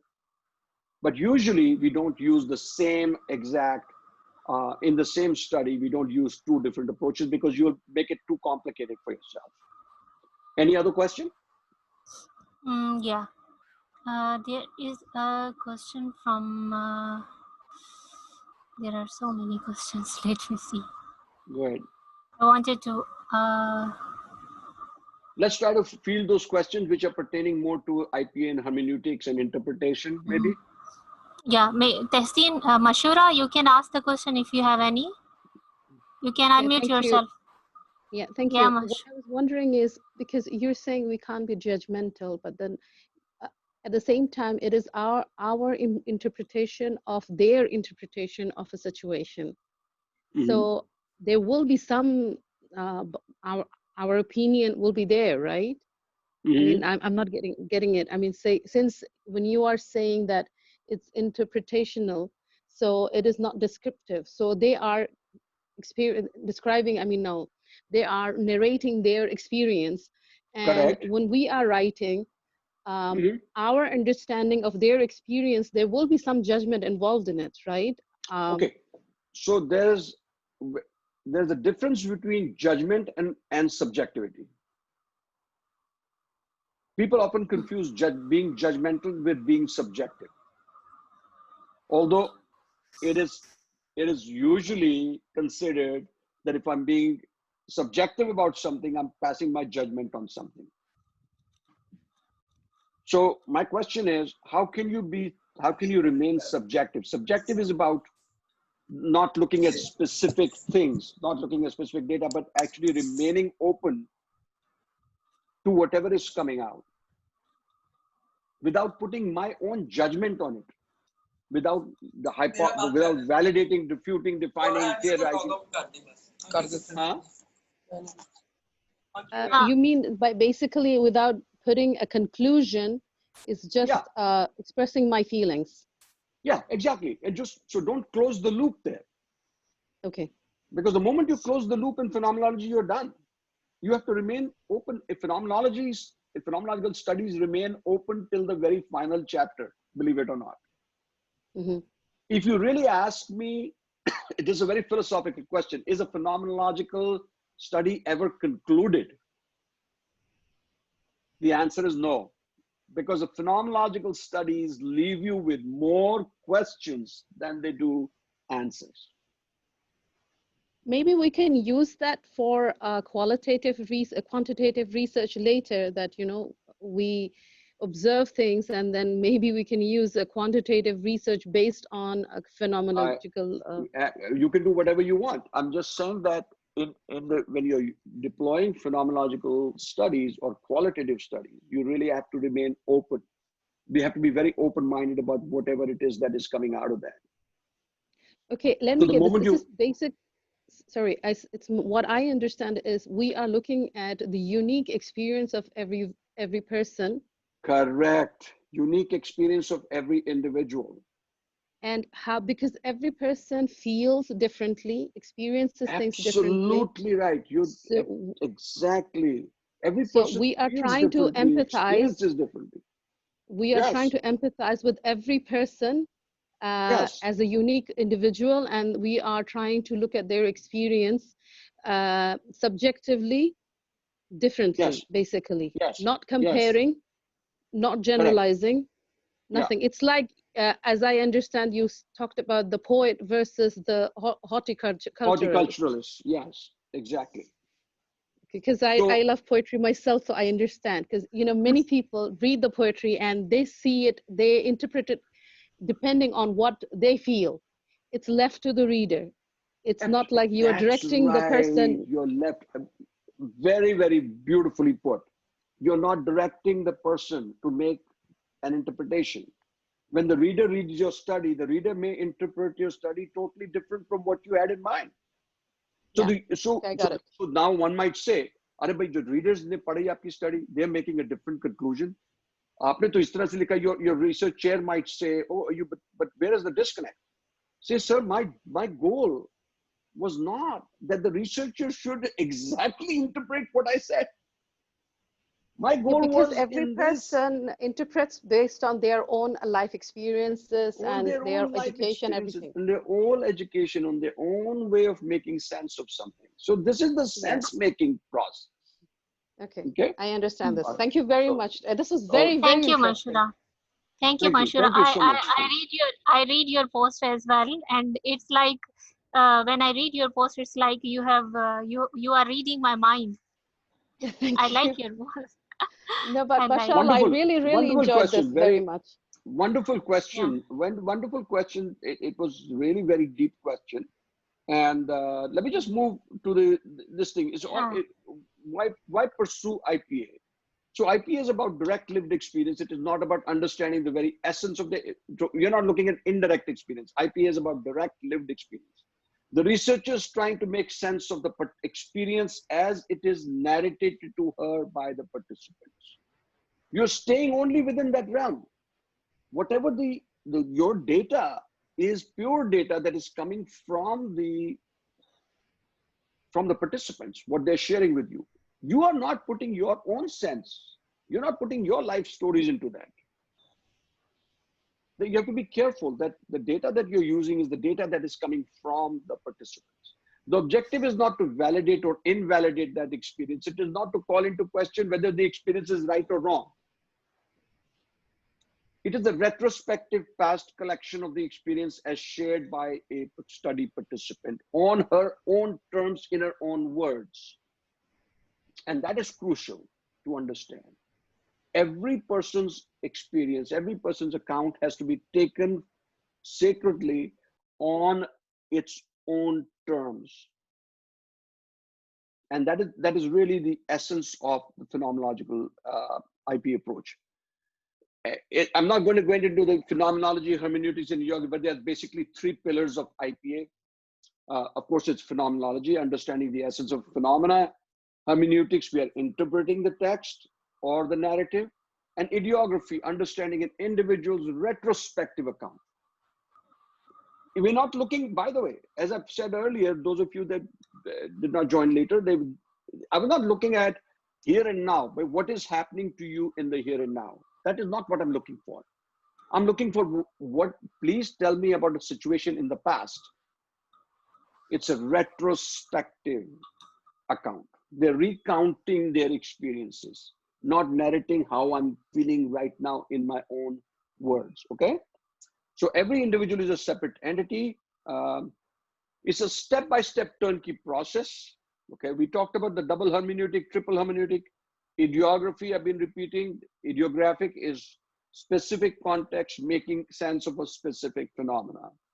The step-by-step turnkey process for sorting through and analyzing qualitative data using techniques of phenomenological reduction, especially useful for novice researchers. So people who are just delving, getting their toes wet in research, it's a great way because you need a structure in the beginning. You need a scientific approach to do, even though this is not a pure hard science. It's more subjective, it's more interpretative, but you still need some sort of a turnkey process of doing it. Okay. Let me go. Interview and data collection. IPA uses small corpuses. Usually we just do 6 to 7 participants who are recruited to a purposive sample. Now, you might ask, if I'm doing a full-length study, are my faculty members or committee members going to let me do a study with just 6 or 7 participants? Am I not going to be asked to do more, recruit more participants? Yes, that is true. For a full-length study, like my own personal doctoral study using phenomenology and IPA was with 15 participants. But remember one thing, the more participants you add to the study, the more complex your study becomes. Okay? Because you're going into this analysis on many different levels. You're really going deep into the analysis, conceptually, linguistically, textually. So in order to do that, now can you imagine 15? When I did 15 interviews, I transcribed the interviews, they were about 350 pages of data. That's a lot of data. It's almost as a whole dissertation. So how do you then make sense of the data? Some people use software and Vivo, Atlas, this and that. I used no software from outside. I did all my data analysis manually. No right or wrong answers, whatever works for you. Smaller corpuses, I would recommend doing manually. Bigger corpuses, maybe you can use software. But it is emphasis on the co-creation of knowledge. And remember at IPA, you're co-creating knowledge through an understanding and interpretation with the researcher and participant, both playing an active role in the semi-structured, in-depth interview. Researcher assumes a hands-on, paradoxically bilateral relationship. So the researcher is impacting the research or the participant, and the participant likewise is impacting the researcher. So there's a paradoxically bilateral relationship between the two. You are impacting and it's being impacted by the participant. Interpretation and sense making have already begun in the data collection phase of the study. So as you're collecting data, you are making some sense of the data that's coming, but you're holding yourself back until such time as you're ready to write and ready to analyze the data. Because if you go too quickly and become too judgmental right in the beginning, you are really not going to be able to collect data with the integrity and sincerity that you must, okay? So keep your judgments out of that in the beginning. It's an inductive approach, deploys inductive reasoning. Philosophically, inductive reasoning is more nuanced and uncertain. It does not attempt to prove, disprove, hypothesize, validate, or refute hypotheses. Hermeneutics of description and suspicion pays attention to what lies beneath the surface, what is not being said. So as much as what is being said, what is not being said is also vitally important to you as a researcher. So you just don't say, okay, so what is it that is not being said? So you probe the participant further. And not to say that, hey, you know, I think that you have not told me the entire story. You'll make them too defensive if you say that. You see, I'm wondering, this very rich experience that can you share a bit more about that? We take them a little bit deeper into the experience. So what is lying underneath that experience is of as much value as what is lying above the experience, okay? IP and bracketing. Now you hear an expression called bracketing or epoch, okay? What is bracketing? Bracketing is to put into brackets. What are you putting into brackets? Anytime you're approaching a relationship, anytime you're approaching a research, anytime you're approaching a project, you have your own preconceived notions, your own paradigms, your own theoretical assumptions, your own spins, your biases, your own lens through which you look at stuff. Remember, for the purpose of doing the research, you have to be able to set aside your biases. You have to be able to set aside your preconceived notions. Now you might say, is it humanly possible for me to set them all aside? How can I set them all aside? I'm a human being. I'm impacting the study, right? Yes, you are. But you have to be consciously aware that you don't bring your biases and put words into the participant's mouth. Allow whatever it is that the participant wants to share with you, allow it to emerge, allow it to come forth. And then when you're doing the data analysis, you can bring that in and you can say, this is what I felt as a researcher. This is what was the impact I was experiencing as a researcher when I was doing the study and analysis. So while the researcher consciously brackets her biases and assumptions, means put them aside, not throw them out, because you cannot throw them out. They're a part of you. Your body, your limbs, your brain, your eyes, your ears are all part of the thing. Just like that, your brackets, your biases and assumptions are also a part of you. You allow them to reflexively surface, so they will come up. And in the study, you will carefully note these and you will report them in your chapter 5. That this is what you experienced as a researcher doing this study. Now, this is not something you'll hear. Reflexivity is not something for the most part that you will hear in quantitative analysis, but you will hear a lot in qualitative analysis. The word reflexivity, which is right here. I'm going to hover my cursor around that, right here, reflexivity. In this way, IP is a unique and very novel approach to studying phenomena. The next slide covers the interpretation and analysis portion. So now with some time left here, I want to be mindful. It'll be 2 hours since we were doing it, and I'm not going to go beyond the time boundary. As I said to you earlier, it's a lot of material. And again, I will be happy to share the PowerPoint with you. I will be happy to share whatever it is that I'm sharing with you.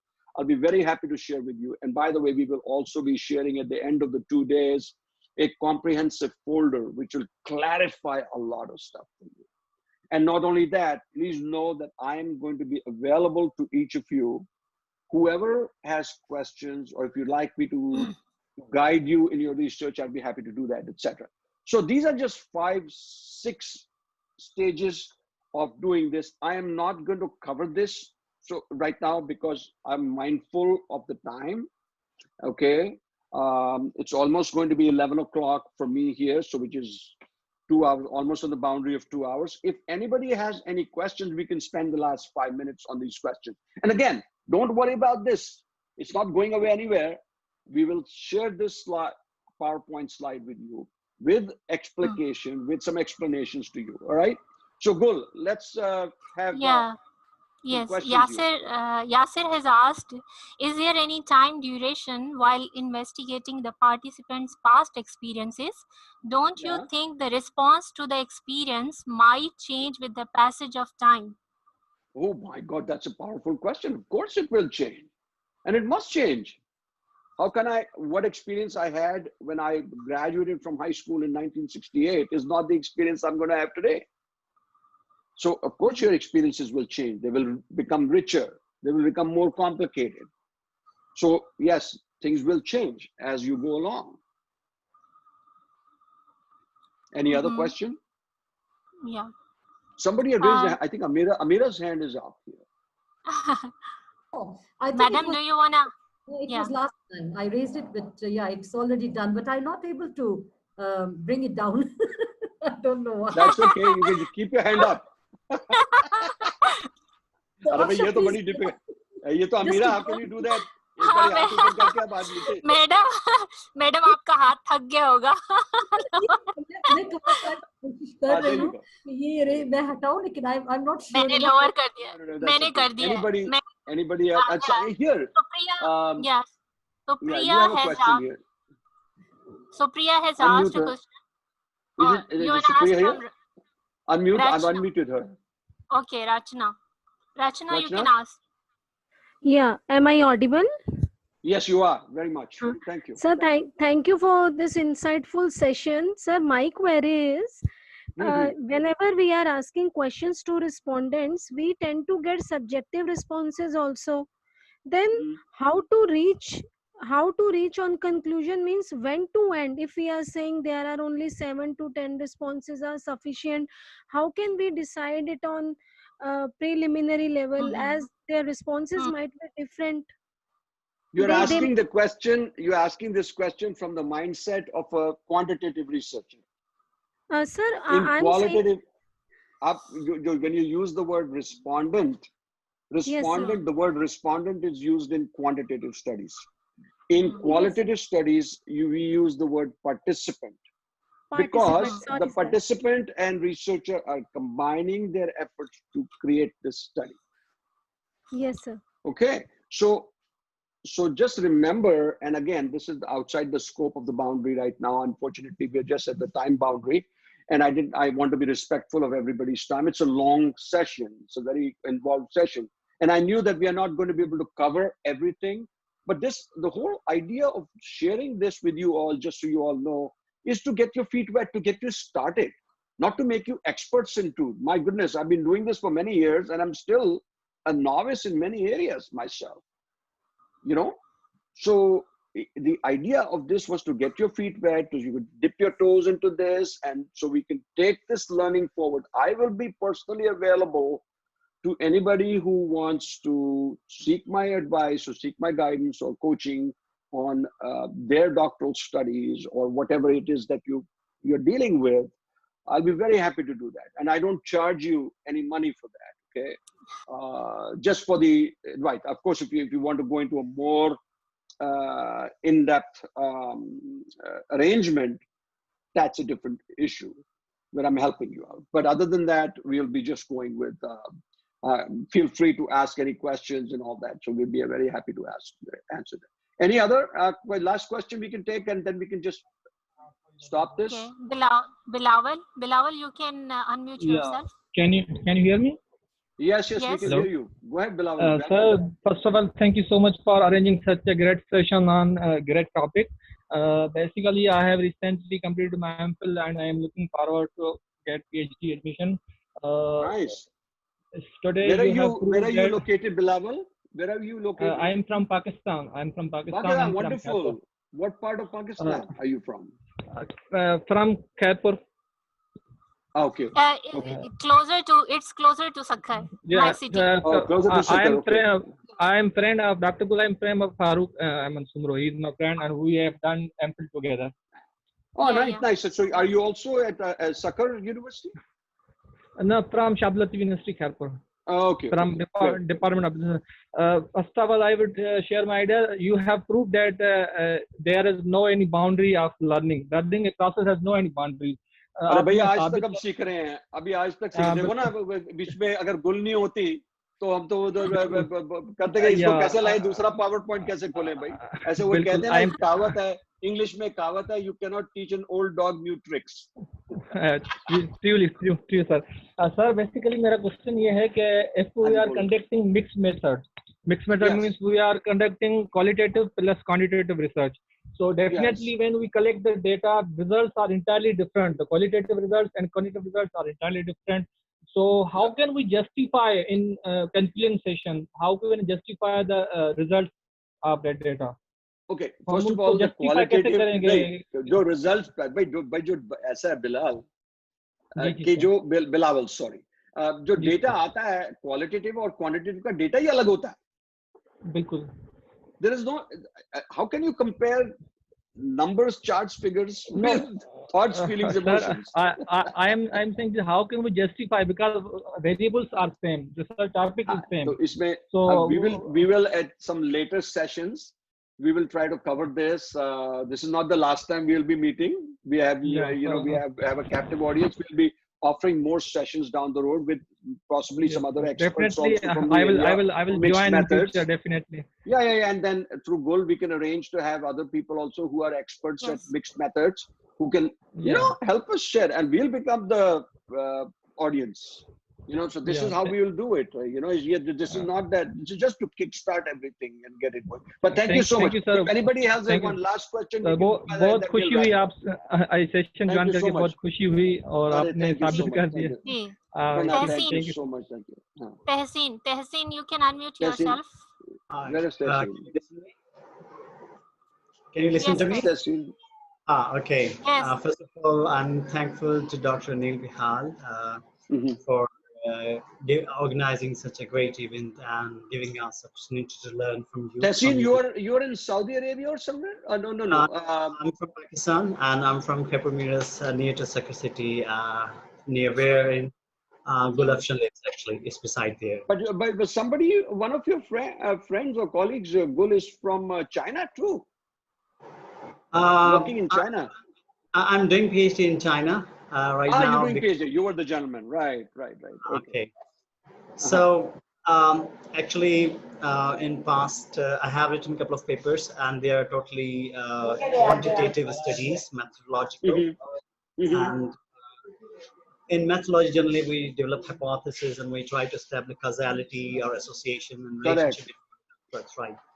Correct. And with some theoretical modification or changes that why this phenomena is existing and what are the logics behind them, Right. So when I came through your presentation, so it seems like phenomenological studies do not bring up something which is like maybe the industry or the business organizations or the society want to know. So if we cannot come up with the conclusion or with something which is new or which is something which is like to be learned and adopted in the society, again, it's something like it was confusing to me that why such a why we are engaging ourselves in exploring and understanding such phenomena. Yeah, understanding. Because I'll give you, maybe this is very simplistic one-line answer, but data, figures, charts do not always tell the whole story. Because they leave aside people's really emotions, thoughts, feelings about something. Okay, now in a combination of both, when you mixed methods, when you do that, you do the hypothetical analysis of that on the quantitative side, and then you do the qualitative piece, it brings a richer, deeper experience, because now you're looking at both data as in numbers, figures, charts, but also you're looking at somebody's personal experiences, somebody's perceptions into something. So that's why mixed methods are becoming more and more popular now.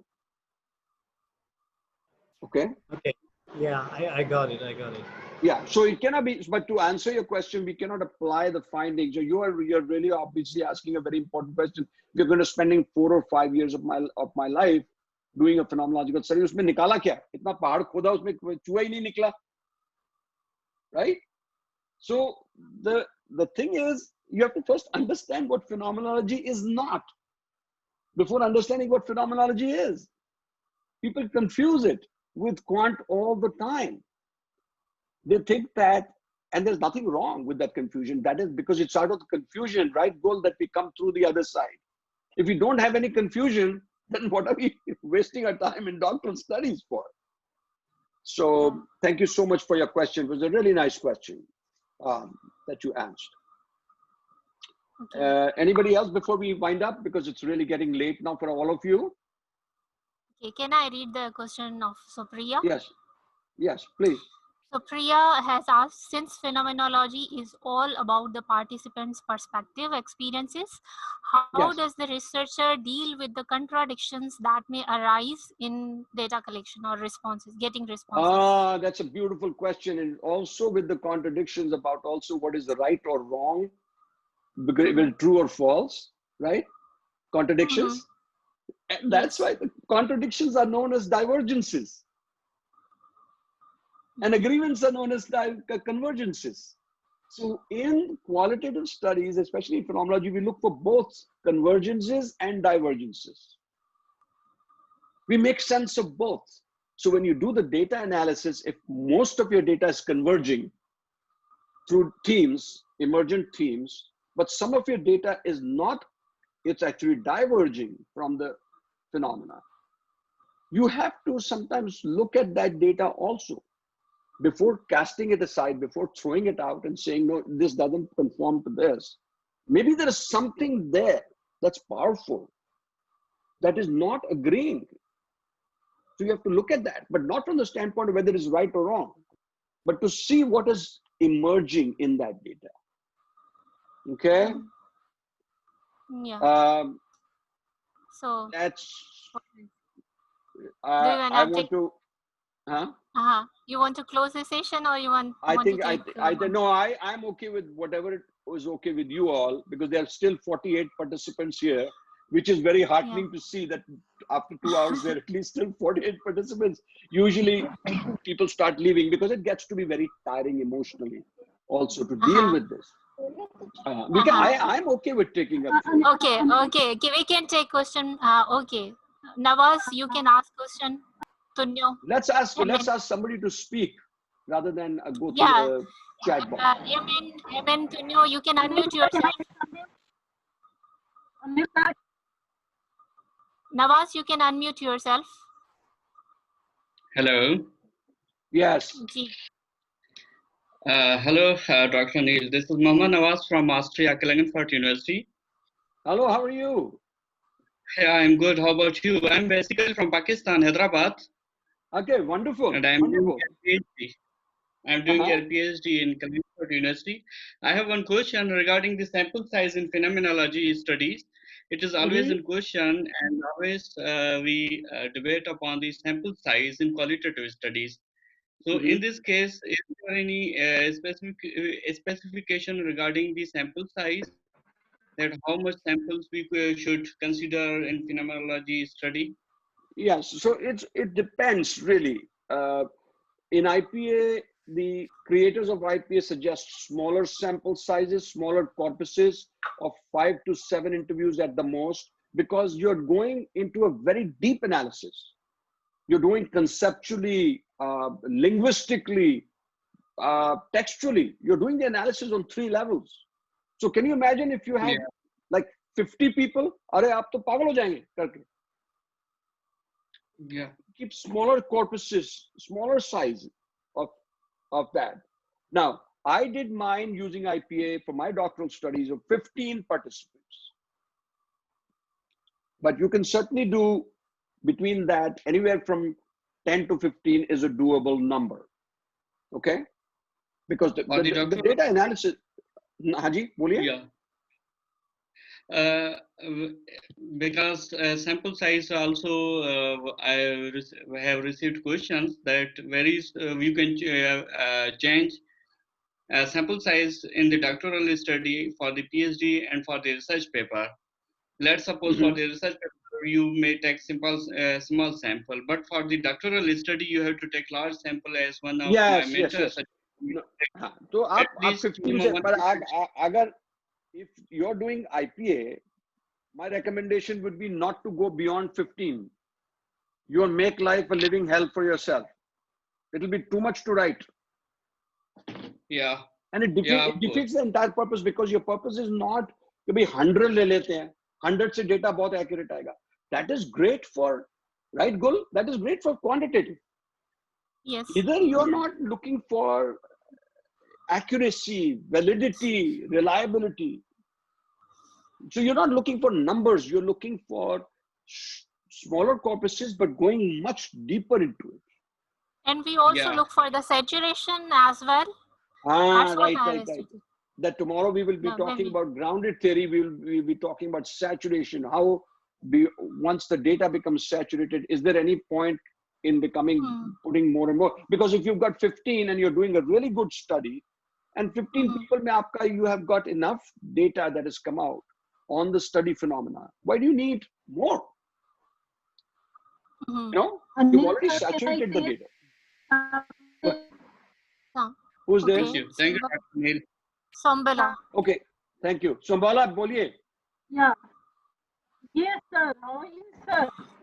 अरे भाई बताइए क्या हाल चाल है आपका? Yeah. Sir, good. Nice to hear your voice. Yeah, I've met I you for would like quite a to few years. Your voice is not clear, Sambala. Okay. Is it fine now? हाँ, अब better. Is it okay? Yeah. Okay. What one participant was asking about when you're finding, when you find some contradictory findings, right? Talking about contradictory findings, right? Yeah. Yeah. Can you hear me now? Mm-hmm. Hello.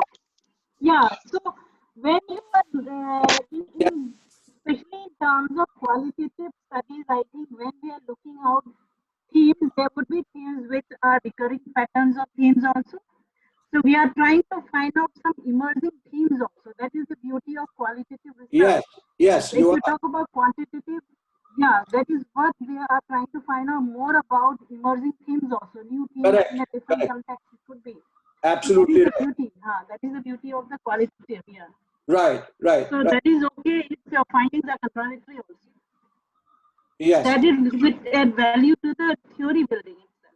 Mm-hmm. And that is what your question you raised is a very nice one. It becomes more pertinent for grounded theory, because there you're looking for that data to emerge some sort of a theory or to refine an existing theory.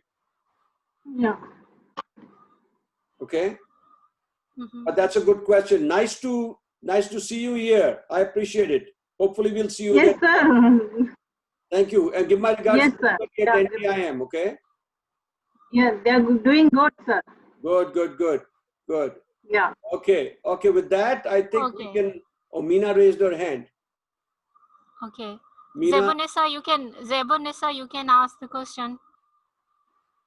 Zeb? Meena had raised her hand, right? No, she's not there. Meena raised her hand, but she's not. Okay. Ji, Zeb. Zeb, are you there? Okay, Meena, you can ask the question. Yes, I was trying to just add to the question which previous participant has said, and we have done this study using this method, and minimum participant can be either for the doctoral work or for any work, can be between 5 to 15. Minimum is 5, we can take it from 6 to 15. Right, and we have done. Go ahead. And we have done a research, and from the 6 participants also we have got enough data to explain what this phenomenon. Yes, because that's why I said that you're doing a very deep analysis. You're not going broad, you're going deep.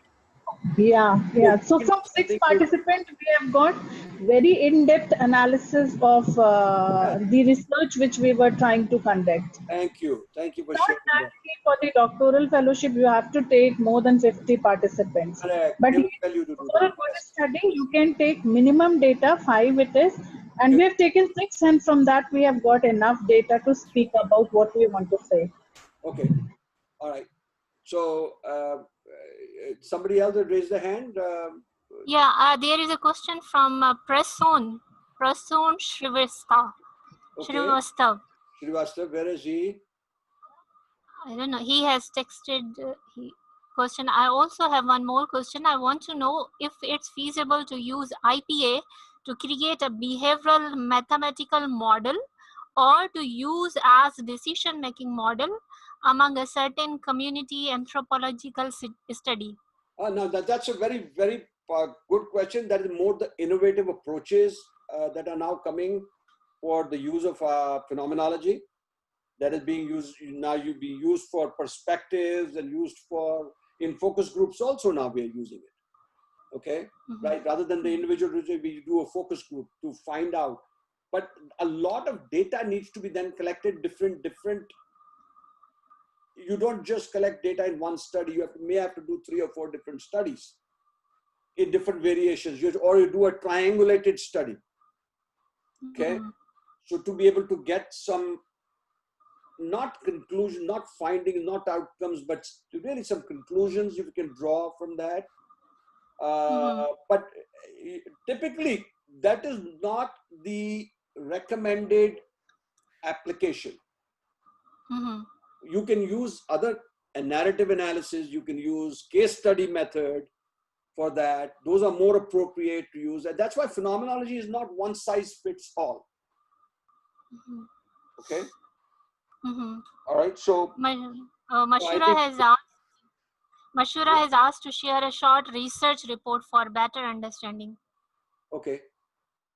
Yeah, if you could just share a short report where we can see the experience of the participants and your interpretation, how you've put it. Like you're saying it's first language and second language, and the kind of questions you ask. So, it'll be nice to understand what you're saying when we read a report better, I think. I have a book on Amazon on my doctoral study. It was converted into a book.